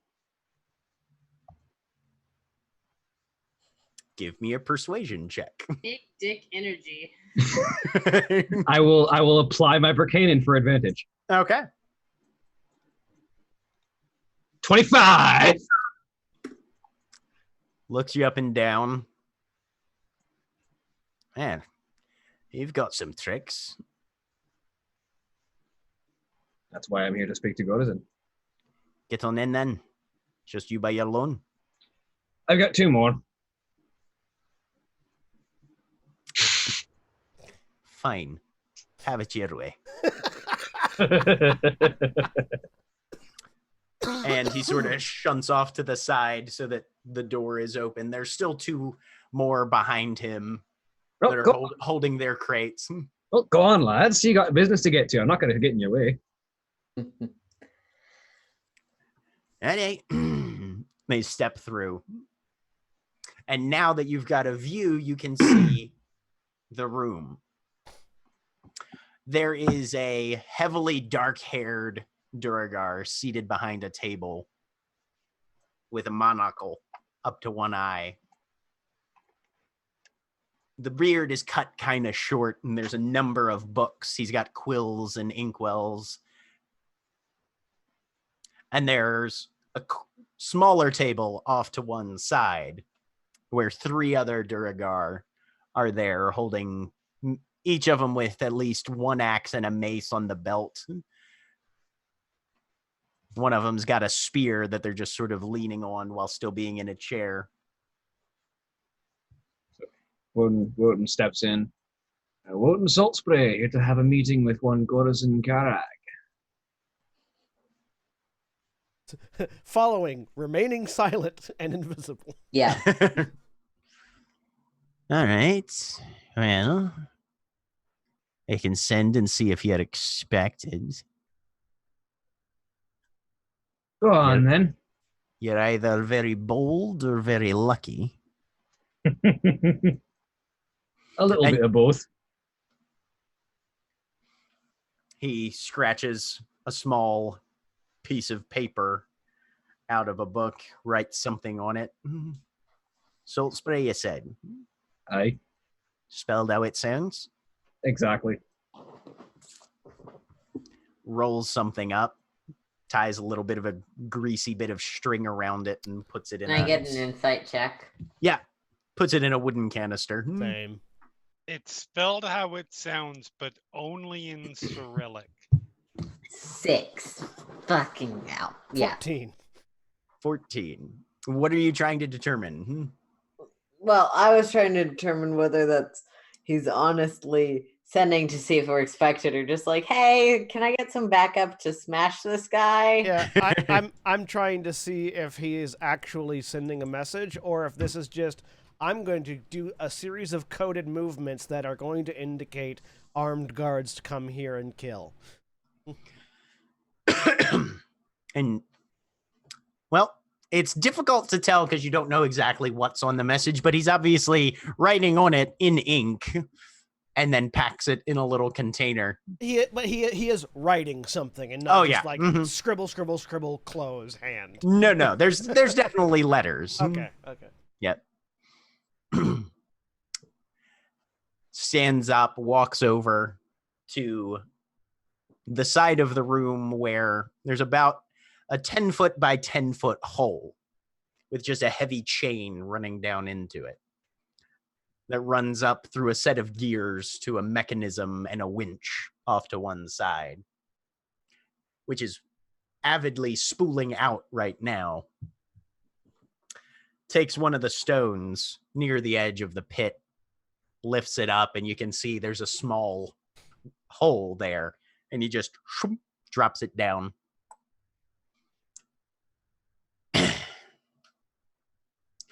Well, make yourself comfortable then. We'll see if there's a response. Already am. He says he's sort of standing there, hands like placed sort of just leisurely behind his back, just sort of standing, waiting. I want to try to silently move to the other side of this guy. So make a stealth check. Yeah, so that's like, we have somebody on both sides. Right, stealth with advantage. Natural 20. Yep. Managing to avoid the parts of the floor with the heaviest coatings of dust. You very quietly edge your way around to flank the leader, bookkeeper, accountant, who knows. He's ignoring pretty much everybody right now and going back to his ledger keeping. Can I see what he's writing in the ledger? What languages do you speak? I speak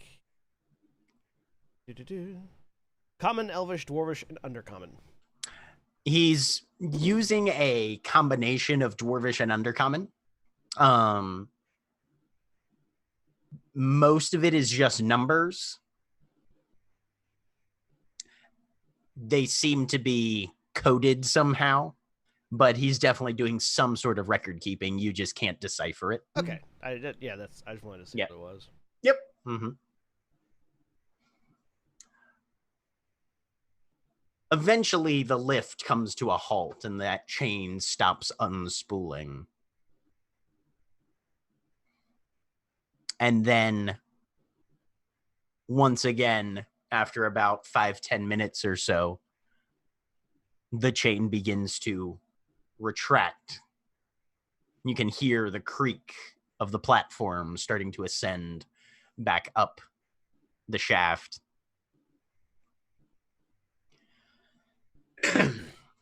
Ending on it when it arrives is a single Duragar.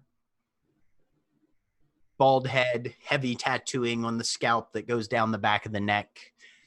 Beard, similar length, a little longer than the black-haired individual that's seated at the desk. With just a single great axe slung over his back. Here to see Karagaria. That I am. And 8. And there's 3 of you says. That I did. Let's see him. He'll just Check this person. What was that, Aaron? Can I get an insight check on this person? Yes, absolutely. No, clearly. Guard of some sort. I'm going to I'm not gonna wait for Zoe to drop invisibility, so I'm not putting that on Zoe.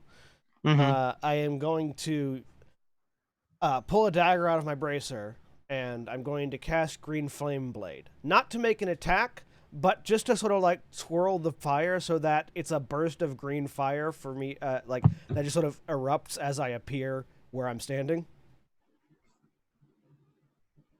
Well, to appear, I need to dissipate the spell. Which, yeah, okay.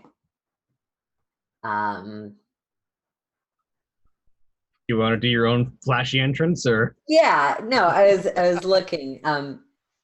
There are 2 green flames because that's also the showiest cantrip I have. Okay.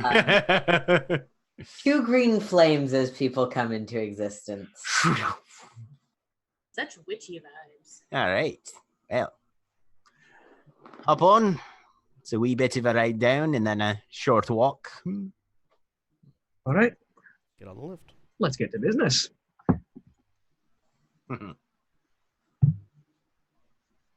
Fine. You 2 are tanks. You'll be fine.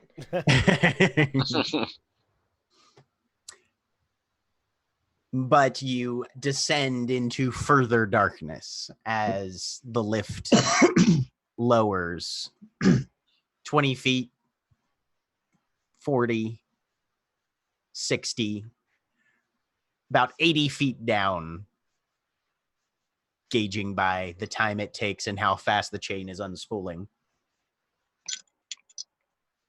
And it comes to a rest.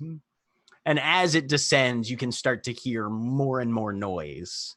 The pounding of hammers on metal, the wheeze of bellows, the crackle of flame, and it gets warmer and warmer until you finally come to the landing. And here, at least, there's dim lighting almost all the way down, as there's a number of smithies deeper in, all carved into smaller tunnels and crevices where they've set up anvils and forges, and there's just manufacturing going on constantly as you begin this short walk down past probably a good dozen individual smithies, each manned by at least 3 to 4 Duragar, just churning out product after product after product. Most of it seems to be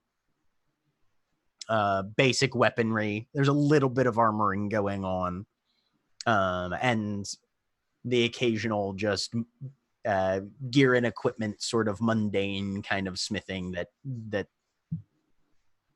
will bring at least some level of decent economic return. Walking past the smithies, there's a sharp angle, and the tunnel branches off in several different directions. The Duragar with the axe leads you down one of the spokes, and then up a set of small stairs. And here you can start to see a couple of dim glowstone lanterns hung at regular intervals in the roof of the underground passage. The floor here is not just dirt and gravel anymore, but actual paved stone in geometric patterns. And then comes to a reasonably sized double doorway, probably about 8 feet across altogether, with iron rings hanging out of the steel doors themselves. He takes the haft of his axe and just bangs it twice against the door. And there's a moment's pause, and then they open. Gorazin Karag is there, seated in an armchair, with a number of other Duragar nearby. Would I happen to know what title would be applied to someone of Gorazin Station? Not particularly. Titles are not always something that the deep guilds go on. I mean, Guildmaster is always pretty safe, but they don't have a particularly like strict hierarchical organization or anything like that from your knowledge. There's a pause as you guys are revealed by the opening doors, and he makes a short motion to the female Duragar who's standing nearby, and she closes whatever it was that she was holding, some book of some sort, and takes a quick step back, just sort of folds her arms and watches. Gordon will take the first couple steps into the door. Guildmaster Karag. Now you found us, did you? That I did. Good on you then. Bring over some chairs for our 3 guests. That's all I brought with me today, aye.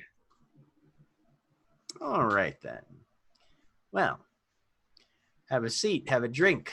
Let's get down to business. As the chairs are sort of brought in and arranged in a sort of small half arc in front of where he's seated. Smaller chairs, still same level as him, though. And while that discussion is about to begin, we head back to Dancer's Court. So you guys have snacks. Mm-hmm. Yes. And you've burned a little time. And the show is going to start fairly soon. I want seats in the front row. Yeah, Yeah. Okay. as close to the stage as we can get. If we're gonna pick up on if So, magic. because this is fantasy and technically medieval fantasy, even though it's in a different plane of existence, are the cheap seats the front seats or the top seats? Top seats. Mm-hmm. Okay, front row's the most expensive. Front row is the most expensive for this type of entertainment. Yes. Oh shit! How much are the seats for? So there's a little funneling and a little booth for tickets and admission.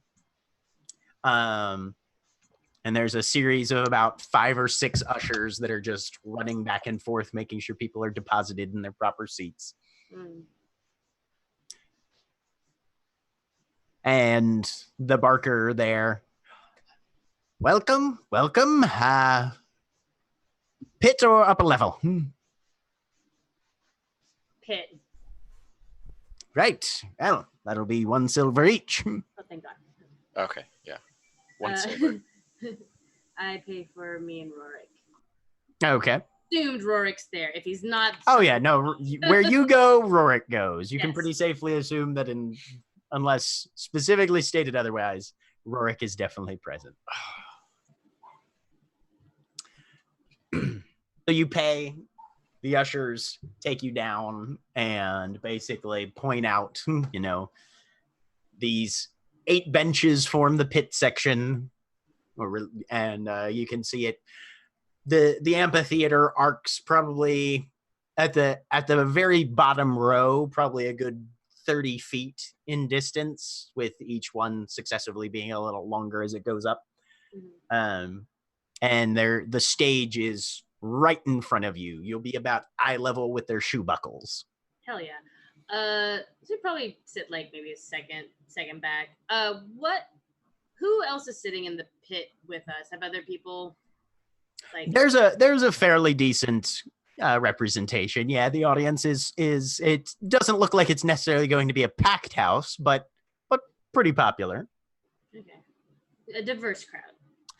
Fairly, yes. Everybody is pretty flamboyantly dressed, though. Dancers Court fashion, even street fashion, does not tend towards the subtle or the subdued. So Cole sticks out in his regular ass clothes. Yeah, as Cole, you're like, okay. I guess I'm underdressed for a magic show. little bit. We stand up. I mean, Rorik is probably Yeah. the most appropriate dress with his shirt off. Yeah, Rorik is. I mean, like, he's still a little drab, but he's fronting the pecs, as it were. That's his fashion statement. Right. Yeah. Dancers Court. Yeah. It's utilitarian. Anyway. Yes. Yeah. Who needs clothes when you have muscles? That's Rorik's standpoint. That's why I love him and protect him.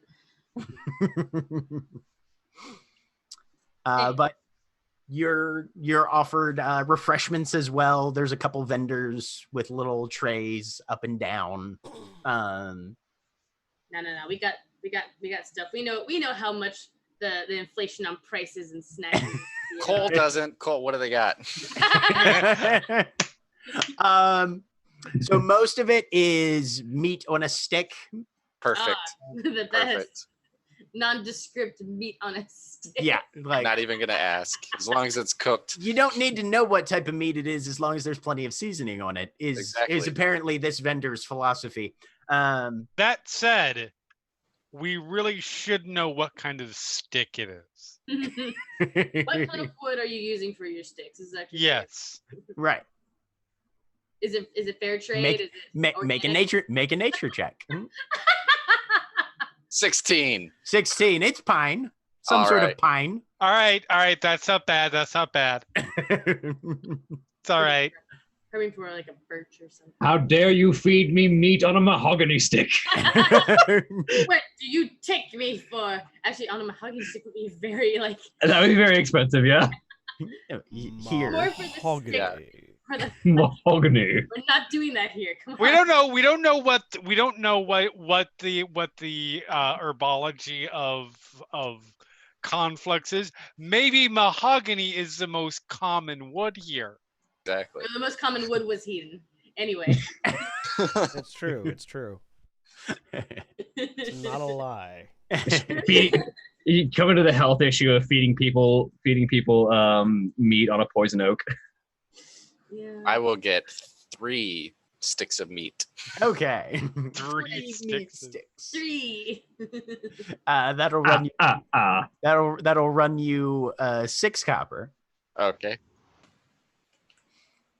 All right. Which definitely raises questions as to what kind of meat is this? It's Good. But Delicious. but it's pretty tasty. Yeah. Look, is he the only vendor? No, there's a few others. If you're looking for alcohol, they're selling that. If you're looking for baked goods, they're selling that. If you're looking for fresh fruit, they're selling that through the nose, but they're selling it. No, I'll get an alcohol. I'll have one alcohol. I would like to buy an alcohol.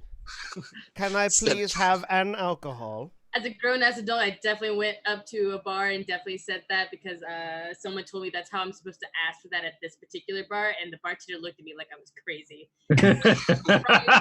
ID me. I would like an alcohol. But yep. So you're given basically Solo cup of a nondescript beer. Yeah, it's basically a paper cone, more or less, with beer in it. Dope. Yep. Oh, not Irish cream. No.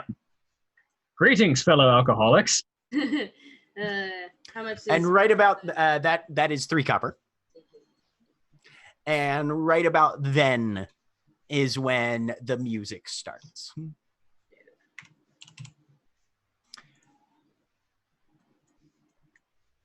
This is not a traditional, the way we would think of it as a magic show, where the magician comes out and there's patter and sort of some dialogue and audience interaction and this sort of thing. This is more if Cirque du Soleil did magic. Ooh. Cirque du Soleil does do where- magic. Yeah. But I mean like actual magic. Where there's 2 performers. They come out. One male, one female. They're both dressed in a very sort of evocative wardrobe. And there's a story being told through the entire performance of 2 individuals in a close relationship, down on their luck. It's kind of nebulous as to whether they're married or siblings, or sometimes it might even be like, is one of them the parent and the other one the child? But they're wearing loose-fitting clothes that are garish to the extreme. Specifically, the cloaks that they are both wearing, but with a sort of vagabond aspect to them. And the entire narrative of the show is basically individuals down on their luck facing the strains and stresses of life on the streets of Conflux. There are elements of rigging and props that are almost animatronic in nature, that form part of the set, that their black clad stagehands will manipulate and operate at the proper moments. But trying to figure out which one is where, they're constantly changing positions and switching, and you would swear you're watching one and you're following them across the stage, but suddenly, without any noticeable transition, it's a different one, and the other one is back trailing in their wake or leading them along. And it's a very sort of experimental theatrical kind of production. Very entertaining, very, very evocative. If you guys are trying to figure out more specific information, though, ask me now and I'll tell you what to roll. I feel like Diamond kind of halfway forgot that she was on a mission and just Okay. Yeah, I'm gonna try to pay attention to when like other than when you're looking at one and then it's, hey, that's not who I was looking at. Like when it seems less sleight of hand illusion and more, was that actual magic? Okay. Give me an insight check then. Oh, dang it. Okay. Do I have? No, I don't. Insight. 20. 20. As you're watching, there are moments when one of them seems to actively shift places where it's not that they have changed their appearance, but they have literally transited from one spot into another spot without having seemingly moved at all. They were there, they vanished, and almost instantly reappeared further down the stage. And you don't have a technical explanation for what happens there. But this narrative continues, and then there's some sort of tragedy that befalls this pairing of individuals as they're living their lives on the streets of Conflux. And one of them obviously is hit with some sort of affliction or accident and collapses. The other one comes over in a mime of grief and panic as the body goes limp, and then steps back, covering their hands over their face, and the body begins to levitate and rises 10 feet, 20 feet, 30 feet.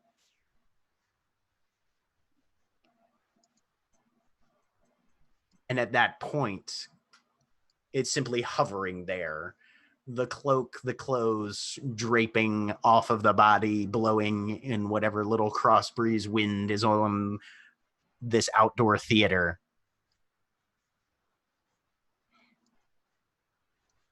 And then there's another crescendo of music as they rise up. And the one on the end, the scene ends and the show is over, and still hovering in the air, they take their bows and then make a gesture at one of the stage hands, as the other one, who is standing still at ground level, is taking their bows as well. And slowly is lowered.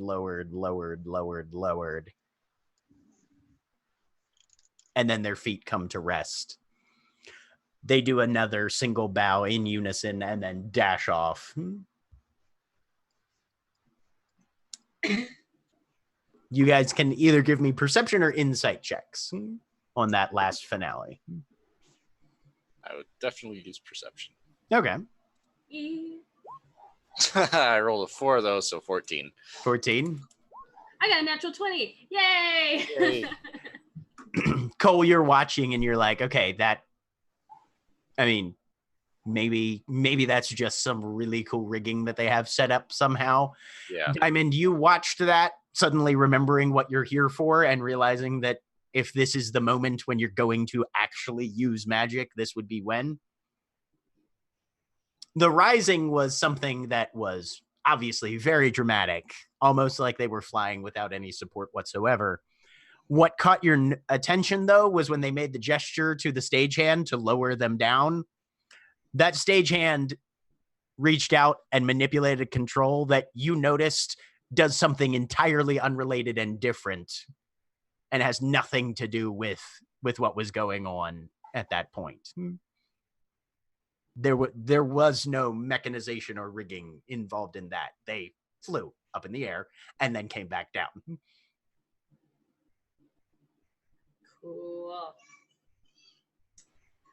Cool. Which one was one that was floating? Was it the male or the female? It seems to be the female was the one. Did they ever introduce which one was the male and which one was the female? Like, is Bailey the male or the female? You have been given a program.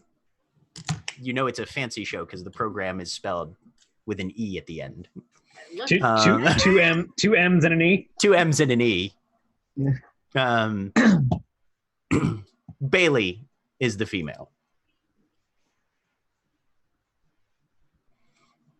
There's a little note at the bottom that the performers' names are Gwyneth Bailey and Morgan Deptford. Love it. And so Bailey was the one that went up into the air. Yep. That was pretty cool. That was awesome. Other than the shifting, though, I don't know when. I mean, that the flying bit, that was. Yeah, they had the thing. No, that was real. That was real. So either they have the cloak, or maybe they also might be warlocks. I don't know, but whatever magic they are using, they are definitely using magic. Okay. So are we gonna steal it?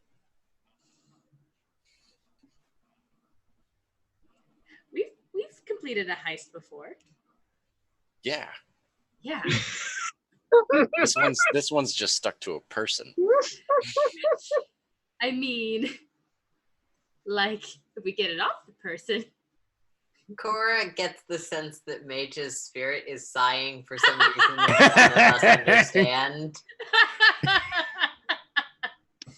I feel like Cora gets that sensation a lot, and usually just thinks, whatever it is, I know.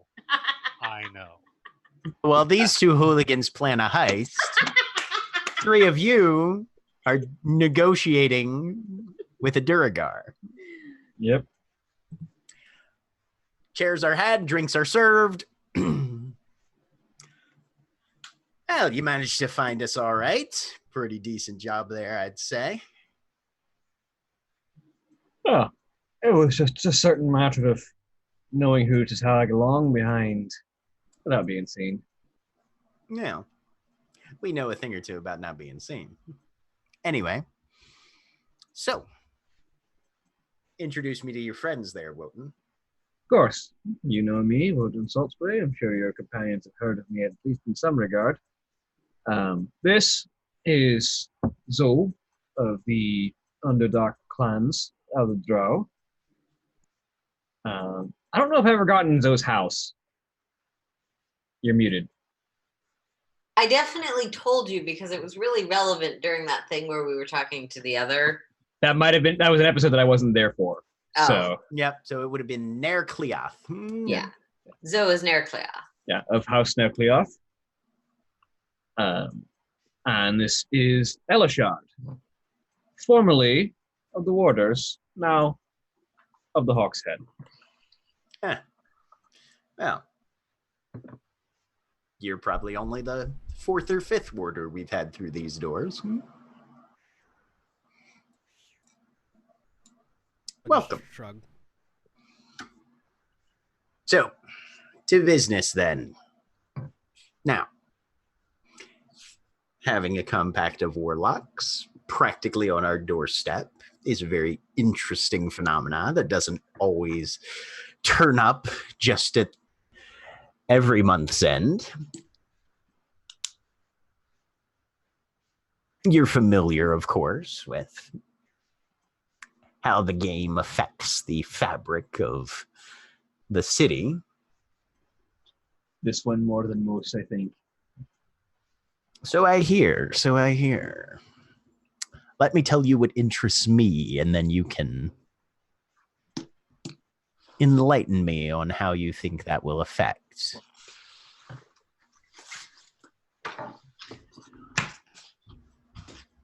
We're attempting to maximize our influence. We have a number of investments in the local area.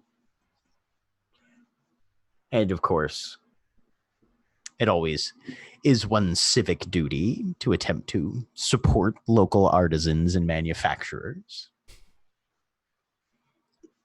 Economics is our primary stock in trade. We work with the individuals that have seen fit to provide their contribution of labor and loyalty to our family down below. And with that intact, when the family prospers, everyone prospers. Everyone except for the competition, that is. They are So. literally the Sicilian mafia.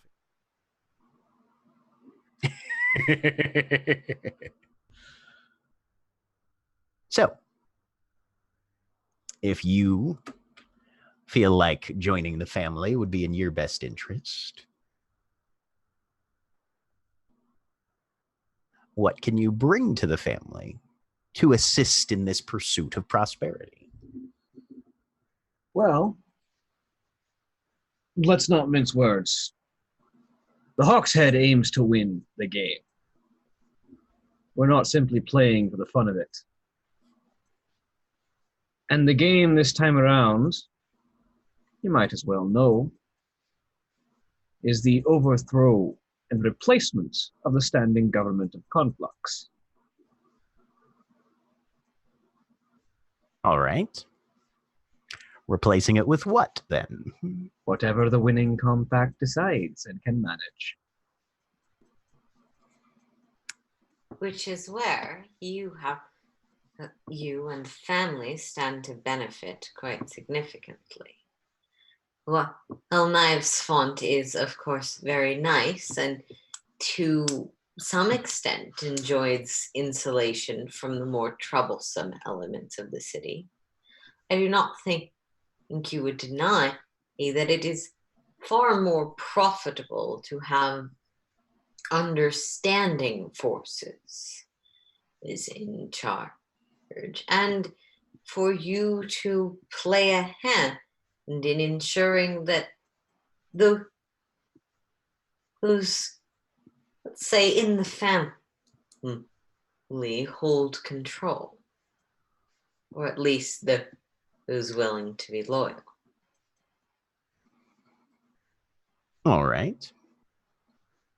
Influence is definitely something that has a level of soft diplomatic power, certainly. I would clarify not just influence, but a direct hand in shaping the future conflict. That's what soft diplomatic power is. I was sorry. I know. I wanted to define the term just so you were aware. Perfect. The poli-sci major has to explain their relevant information. theory. In this case, it is I'm defining a term, not I'm telling you how the world really works. Yep. Right. So, what sorts of specifics are we anticipating as the new replacement government, then, that we would be directly involved in? There's a number of different possibilities. We've actually been in conversations with a individual who's quite vocal about their ideas for changing the government. And there's ways that new establishments can be created. But at the moment, the game is afoot to bring it down first. And what's made afterwards depends on who can bring it down and what forces they can array to bring that forward. Very fair, very fair. Let me be a little more plain then. If we're going to negotiate this type of sponsored relationship, I want to know, am I going to be a representative in a republic? Am I going to be a minister in a monarchy? I want to know what we're talking about here. That's quite reasonable. And to some extent, we are also offering you the ability to decide that. Would it be more convenient to be a minister, or would it be more convenient and for there to be some illusion of democratic control? We will say that we, of course, are who we are and of Knives Font in this game. We have a vested interest in seeing the shadows beneath take a greater hand in at the very least our own territory and in a more powerful position in relation to above.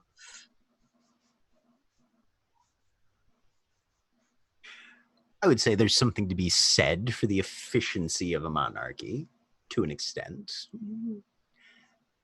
I find that the interminable bureaucracy of our current organization and the consolidation of power makes it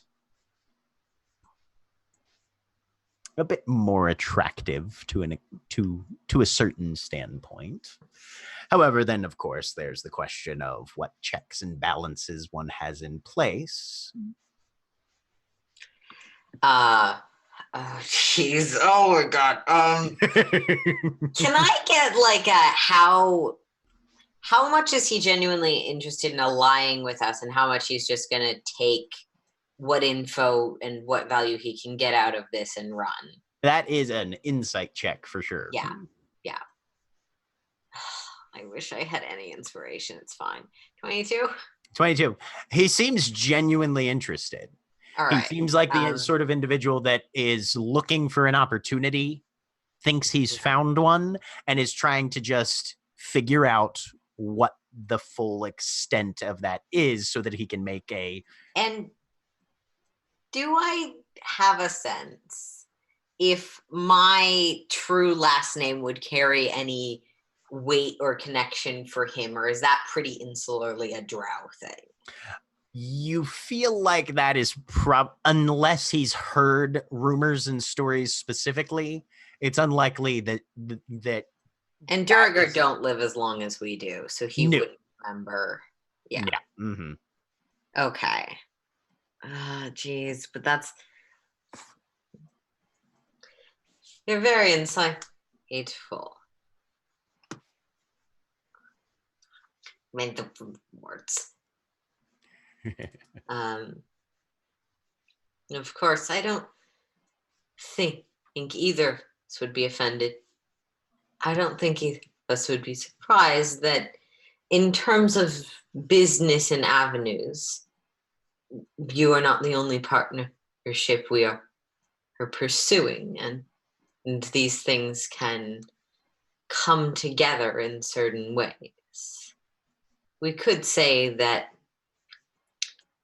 the presence of monarchy or direct insurance is something we are working on.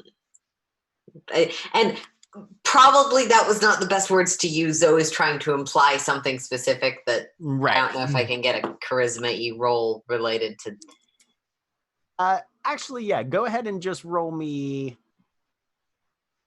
performance. I think honestly would probably be, because you're not trying to convince him of anything, you're trying to insinuate things. Yes.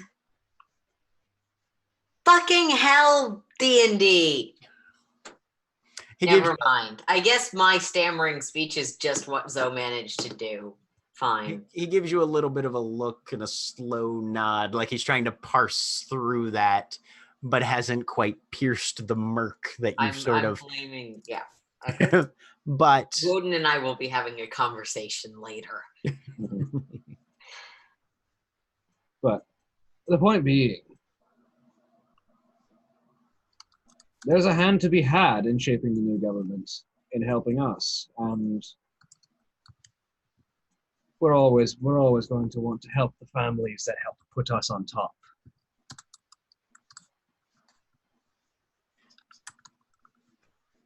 all right then. Here's what I'm willing to offer.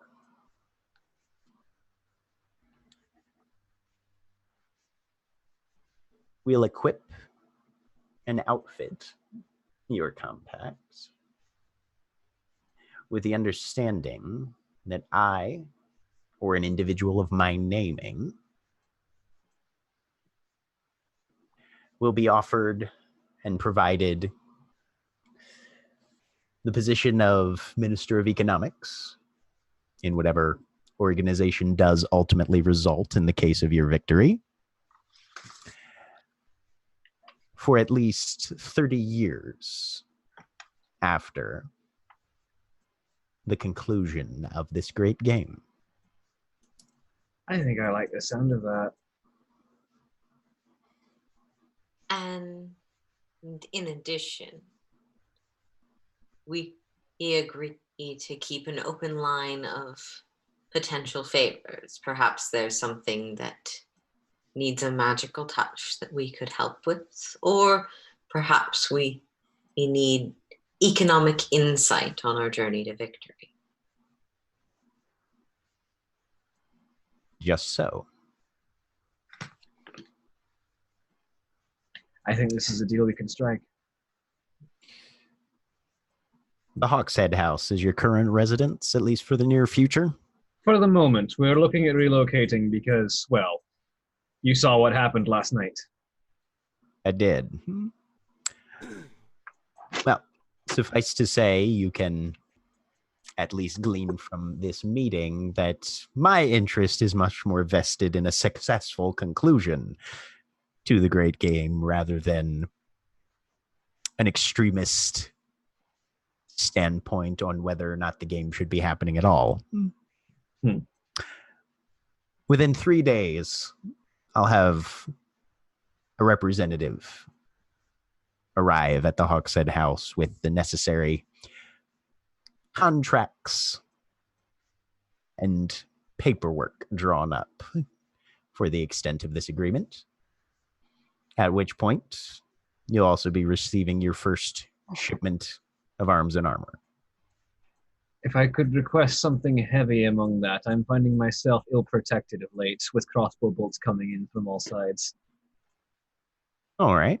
We'll send a runner there tomorrow as well for any specific requests you might have. It's well appreciated. Wotan gets Duragar made heavy armor. Hey, look, your families both charge us. No. It's no. That was not a. No, like That yes, was not a yes. negative comment. Yes. That was a positive comment. I'm excited. I think this will be an excellently profitable relationship for both of us. One can only hope. All right, then. So, unless the three of you have further questions, we'll consider it a sealed deal until we have the actual paperwork handled. All right. I believe that concludes our business here. Indeed. Very good. Welcome to the family. It's been excellent. We hope to hear from you soon. Gotriel, take you back out the way you came in. You hear the sort of shuffle as the axeman kind of cracks his neck a little bit. Follow me then. Yeah. Let's go. Think so. Following. Okay. And then back to Dancer's Court. So what are you two shenaniganing? Don't know what you're talking about. It's been a few episodes since we had a proper time in the coal heights. Gonna put some pressure on these people. Anyway, So I think I figured out how to do that thing that Zoe can do, where she just kind of like advance way far away. oh, me too. I can do that. Oh, cool. High five. Did you guys pay for the absurdly expensive material component? For Dimension Door? Yes. It's Sorry, I am a spoil sport, but I had to pay for it, and that's why I'm broke. Yep. There's a component for that one. I totally forgot about that one. Yeah. I'm not gonna lie. I thought. Though keep in mind your spell things can translate money into whatever component you need. No, I wouldn't be able to afford that anyways. Yeah. I'll have to steal that next time. Wait, Dimension Door? Dimension Yeah. Door? Yeah. Oh, Dimension 50, Door. 50 gold worth of ruby dust. And No, it doesn't. No, We're looking at a different sorry. spell because Dimension Yeah, Door no, has that's just a Dimension Door is just verbal. Just verbal. I think you're thinking of the shadow of oil. oil. yeah. I'm gonna. I'll after game. Yeah. Um, Yeah. Yeah, the undead eyeball was for Shadow of Moil. yeah, but there's a. We'll figure it out. Yeah. Figure out which spells have which components later. Anyway, we both have Dimension Door. I just have to say, I did like how all of a sudden you could practically see everybody typing in D&D Beyond. Right. Wait a minute. As you're What are the components for this spell? I'm confused. Because I'm pretty certain all of us Anyway. have played a character that Dimension Doors at some point. No. But Yeah. Anyway, So yeah, we could do that to get the hell out of here. If it goes south, I can, I can look like other people and distract them. I can get away quickly. I can just get away quickly. You don't have any other. I could honestly ask her for the cloak. I could if they're maybe you're a little tired or they like, I could put them to sleep. Yeah. Just them? So as the sleep spell, casting it at a 4th level, I get to roll, I think, 11 d8. I don't know what that means. Oh no, sorry, that was Nikki. Like that was just no, like, no, yeah, no, I was like, I was just making a little joke. I could hopefully make them go to sleep. It helps that if they're like tired, which they might be after just doing a performance. You have to see where you cast that, or can you like cast it on the other side of a wall? Because if we can get to the other side, or if I can see what room they're in, and then you can cast into that room without seeing them, and I can tell you yay or nay whether they fell asleep, and then we'll yank, get that shit out of there, and then high five Dimension Door out of there, like the couple of badasses that we are. As long as I'm in range, which the range is 90 feet, it affects creatures within a 20-foot sphere. That's very exact, I know, but just trust me on this. Okay. But as long as I know where they are, then yes. Okay. Okay, cool. All right, let's see. Yes. I am gonna send Edgar off my shoulder to. Did they go into the back of this amphitheater? They are somewhere in the back, yes. Currently most of the stagehands are like breaking down the various stage apparati.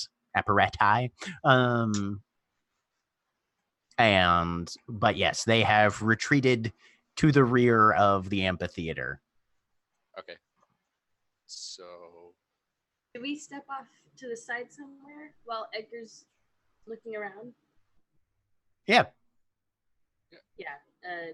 We kind of follow the crowd, but also like hang by a wall. Yeah. All right. Like we're talking about the show, because technically we are. Technically. Yeah. And technical. Better hope nobody overhears you, but yeah. I mean, we could definitely talk about the show. Like, did you think they were trying to imitate like mother and son, or parents, or brother and sister, or I don't know, but it was a lot of cool shit. There's a lot of cool shit. I've never been to a show like this before. Me neither. Like,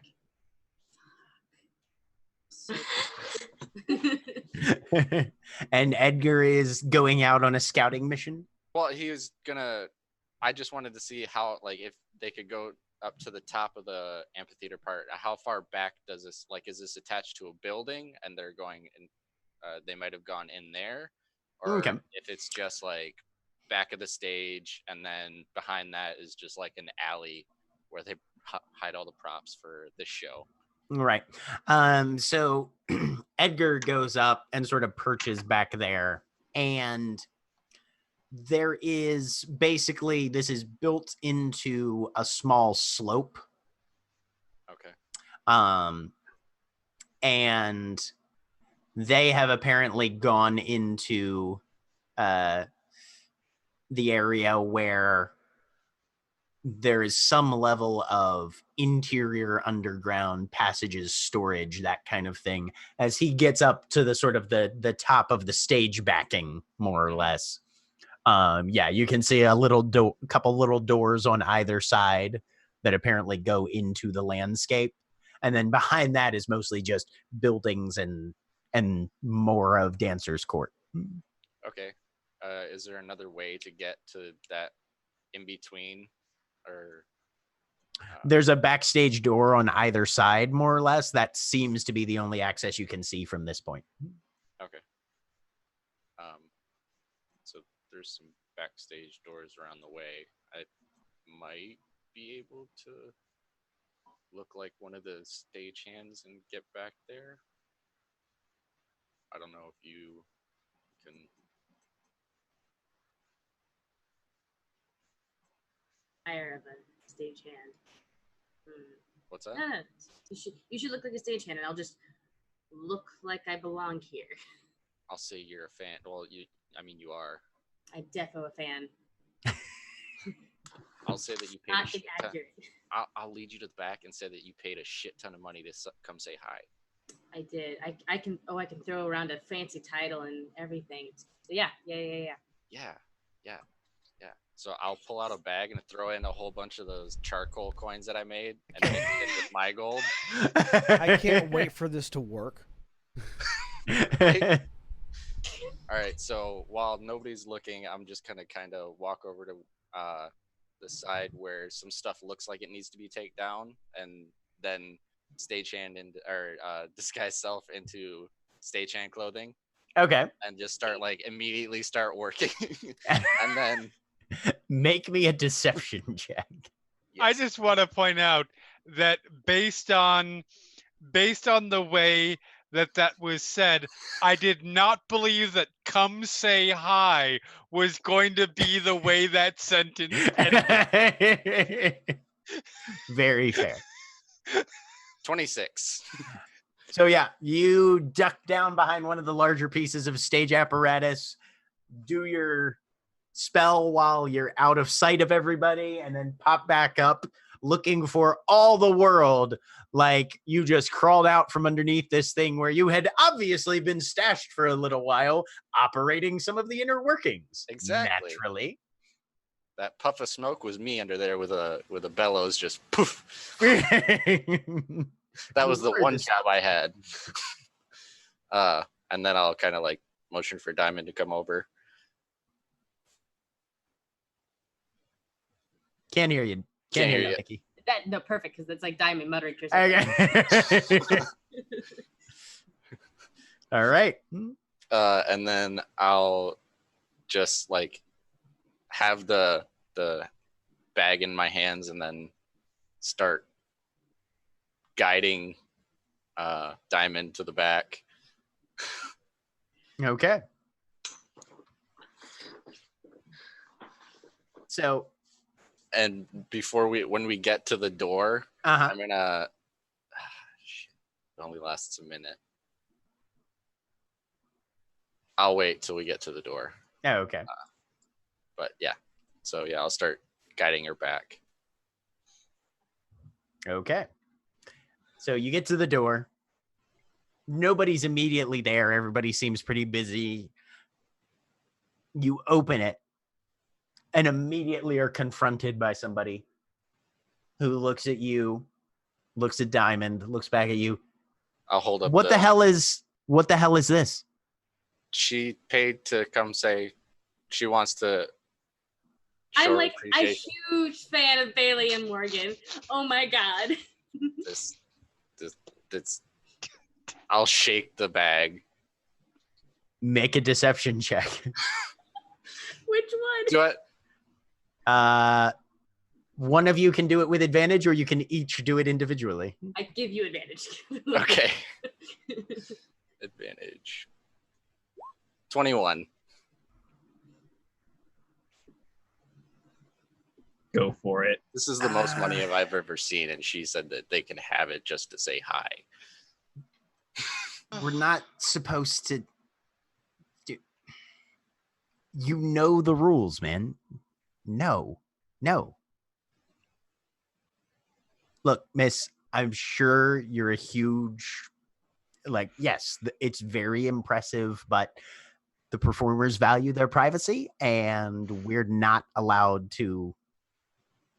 And he's kind of giving Cole just this. What the fuck? I'm gonna look at him and say, "You want to be the one to tell them that they turned down this one, just this once?" And then I'm gonna cast suggestion. Maybe we should let her through. What's your spell? What's your DC on that? 16.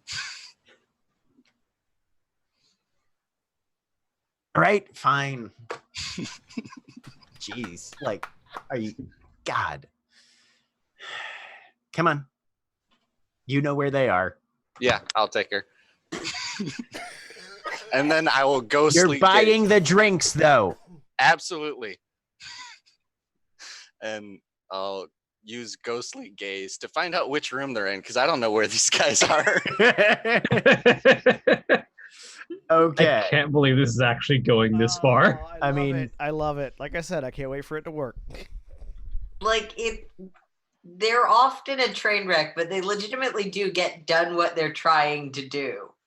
Yep. Honestly, you guys The remember the question work? Is that a good thing? All right. So you with your Superman X-ray vision start minute, walking back yep. down here. Yeah. And you're just trying to cover as much time as you can. Go ahead and make me a perception check. Okay, I gotta change it real quick because Edgar's not on my shoulder. No, he ain't. So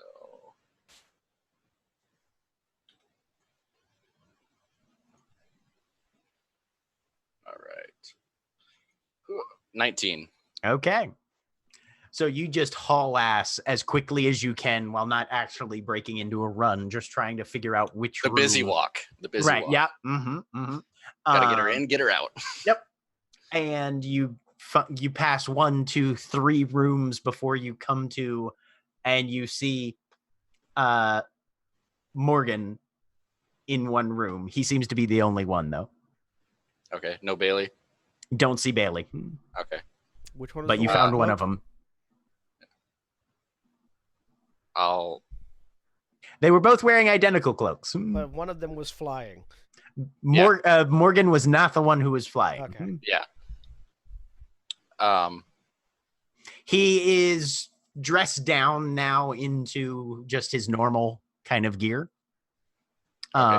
Just kind of street clothes, and he's sort of got a polished piece of metal in front of him that he's taking off a little bit of makeup with.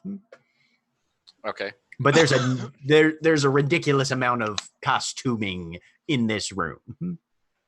All right. I'll say he's in there. I can't see her. I don't know where. I'll knock on the door. And Hey, come on in. I'll open it. And hi, this is. My name what is was your Diana name? Qatar Yep. Al-Aziz of Qatar Arms, and I'm the daughter of the Malik. So Whips Hi. around. Who the fuck are you two? I- Yeah, she came up to me, paid me, gave me this to give to you, and it's just the Neither of you work here. Fuck off. Hey, can I get some help back here? Security! and I do work for you. I was underneath the stage. And Give me an insight check.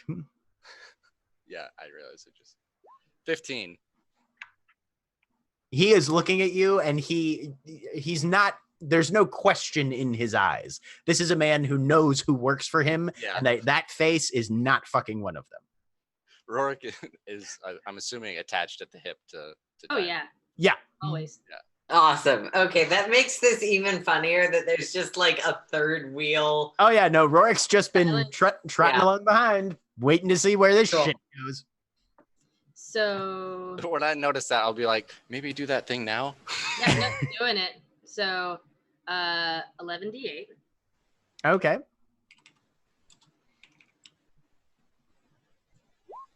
57. And he just back down. Shut the door. Yeah, the door. Well, I'll quick check to see is Bailey in there. That I Doesn't look like it. doesn't look like it. Okay, Nope. shut the door and then let's go see if we can find Bailey. Is there like a door across from his or a little farther down? Does his have a name on it? No, this No. is. It's not the Okay. sort of setup where it's like, oh, Yeah. so and so's dressing room, so and so's dressing Okay. room. Yeah. Yeah. Okay. So then go a little bit farther down and just start knocking on doors Okay. because I'm assuming my ghostly gaze ended. Yeah, your ghostly Yeah. gaze is definitely up by now. Yeah. Knock on the first door, open it up. Just looks like props and shit. Yep. Knock on the second door, and you hear a feminine voice. Yes, come in. open the door. This is just it's a small office. Okay. And she also is in street clothes and is writing something down.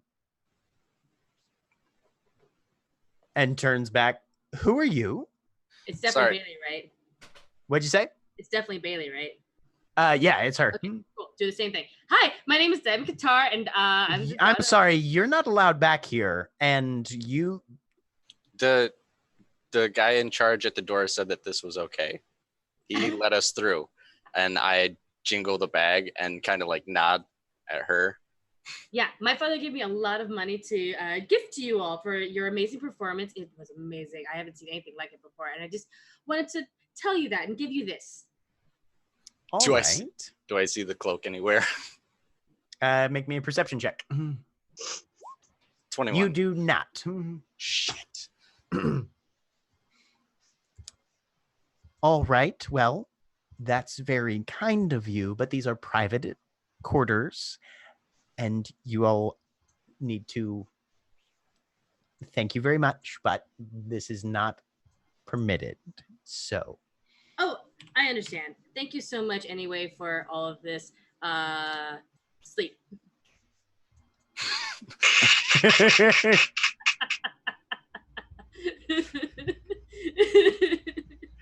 Uh, Straight for it. the head just like slams down on the desk and she's snoring.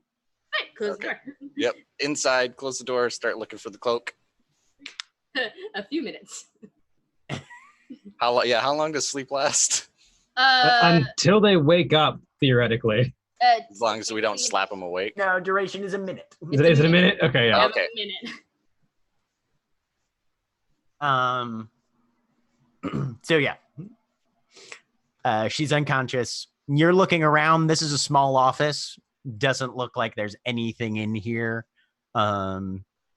There's a little bit of paperwork. There's a couple of cabinets that you throw open, more papers and books and that sort of thing. And yeah, you don't, there's definitely no cloak in this small room that's like 10 feet by 10 feet. Does she have pockets? She does. Check the pockets. There's a little bit of spare change. Nah, I'm not taking it. I And smack Cole too. I like, don't take it. No, I wasn't going through her pockets. That was you. Definitely, I'm going through her pockets. I'm not taking the small change though. That's rude. yep. It's like I'm the image thinking- of Diamond actively rifling through this person's clothes and then telling Cole not to steal anything from him. Oh no. Just wanted to see what was in their pockets. I did not want to take anything in them. No. There's one particular thing I want to take. It's not small. It's not the small change. Okay. I'm starting to think maybe the cloak might have been in with the costumes. Might have been, but I think we've already Yeah, overstayed. overstayed. We should go. Yeah. All right. So what are you doing? You just running back out? Business walking out. Okay. Yep. If Yeah. And then we'll go out the side stage, the backstage door, instead of back out through the front where all the other So stage- basically you're going out the other backstage door instead of the same one? Trying Yeah. to find your way to there? Yeah, well, I saw it from, Yeah. I mean, but yeah, finding it from the inside. Yeah. yeah. Trying to find it from the inside. Give me an investigation check. Not a super high DC on this one. Okay. Well, you say that, but then I rolled 14's okay. enough. Yep. You're able to sort of potential floor plan your way over to that other door and duck out. Okay. Rourke's like, well, that was fun. Yeah. Whew. That could have turned to shit real quick. He did get security out though, so I was a little afraid there for a second. Did, but we're fine. Better prepared for next time. Yes. Said a We- lot of names. Yeah. Be fine. It'll be fine. Yeah. Get a like essentially a howler from my mom. What were you doing sneaking backstage? I think he zonked him out fast enough to where he hopefully won't remember that you said your names, but Yeah, they probably weren't paying attention. Cool. yeah. Maybe they'll all just think it was a dream. Yeah. Maybe. They just broke in and they didn't steal anything. What the fuck? No, she's introduced herself twice. He left I us mean- gold. I feel like there's It's a a joke picture to of be her. made about Is this a picture? BTS fans. Exactly. Put up pictures of her family. Bailey and Morgan, K-pop fantasy stars. I'm ready. Look, BTS is 60% production value. Yeah, that's fair. I'll They're leave not. They're very good, but I'll leave Edgar behind to see what commotion we caused afterwards. So you guys managed to bail out and leaving Edgar there and occasionally checking in with what he can hear and see. Yeah, there's definitely eventually a couple people that show up and start trying to figure out where the fuck the two of you went. But by the time they get there, you guys are gone. Okay. Yeah. Yeah, no, we just live in their rafters now, as far as they know. All right. Well, this was good. This is good for intel. That's all we say we went. That's all we tried. Yeah. We just found out who has it. We didn't try anything else. Nope. Yeah, because And we're it's not late at night again. Like, exactly, as far as they know, we are 1 for 1. yes. It's getting to sunset by this point, though. Yep. Head home. Meanwhile, Cora, Yep. you've been spending the day trying to get in touch with an octopus. Yep. There aren't any responses anytime you try and reach That's out fine. mentally to try and psychically speak. You're aware of the function of your mind link Mm-hmm. and what sort of situations it works in. And the fact that you're not getting anything back basically leads you to conclude that whatever has happened to Constance, she no longer has a language and is not innately telepathic herself. Well, shit. Okay. You continue to try Yeah. every so often, seeing if you can reach any aspect of her consciousness, but this is kind of, throwing rocks into the ocean at this point. You're not going to fill it up. Okay. Duly noted. And then a few hours later, you hear, I assume, a door open as the diplomatic contingent is coming back from their day's extravaganza. yeah. Yep. Well, I think that was overall actually quite a productive meeting. Yep. Explain what we did. So Yep. you are up to date on, hey, we joined the mob. We need to somehow. We'll probably want to figure out what the exact relationship between our landlords and our new associates are at some point. Well, we don't plan to live here much longer. No, but it's still good to know what that relationship is, because that's another. We'll see if we can find out subtly, but yeah, I think that It's another organization that we're dealing with and have connections to. I mean, he didn't seem particularly bothered one way or another that we lived at Hawkshead, but No. we'll figure it out.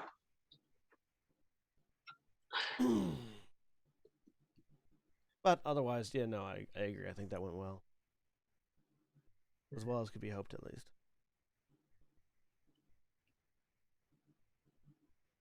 Where are Diamond and Cole? Weren't they going to go and see about the magic show? See if they could find out who has the cloak. Oh, were they? Indeed. Oh, okay. I wonder how that's going. I'm Probably sure fine. it's going very well. But there is something I wanted to do while Diamond was out. Looking around for the oozling. Bubbles is around. Okay. Come on. I'll grab a bit of junk, or I feel like we just empty our trash can into Bubbles. So I'll grab some, like, the trash, and Bubbles, lunchtime, come on. Lead him into a separate area. He'll gurgle his way over to you in a marginally. I'm gonna feed you, but I want to try something first. Can you let me try something? I know you don't necessarily understand. And I'm gonna cast polymorph on the Bubbles because I have the Warlock thing that lets me cast that once a day. Okay, what are you trying to polymorph Bubbles into? With the assumption he has a challenge rating of 0 or higher, I'm just going for a cat right now. Okay. He definitely has a CR above 0, yes, and Bubbles. Meow. Meow. Transform him back. Cool. And I will feed Bubbles the trash. Okay. Bubbles will happily consume organic matter. And as a magical experiment apparently is successfully concluded, while the two youngest, I believe, of the compact are starting to work their way home, that is where we will finish for the evening. Say goodbye, everybody. Bye. Goodbye.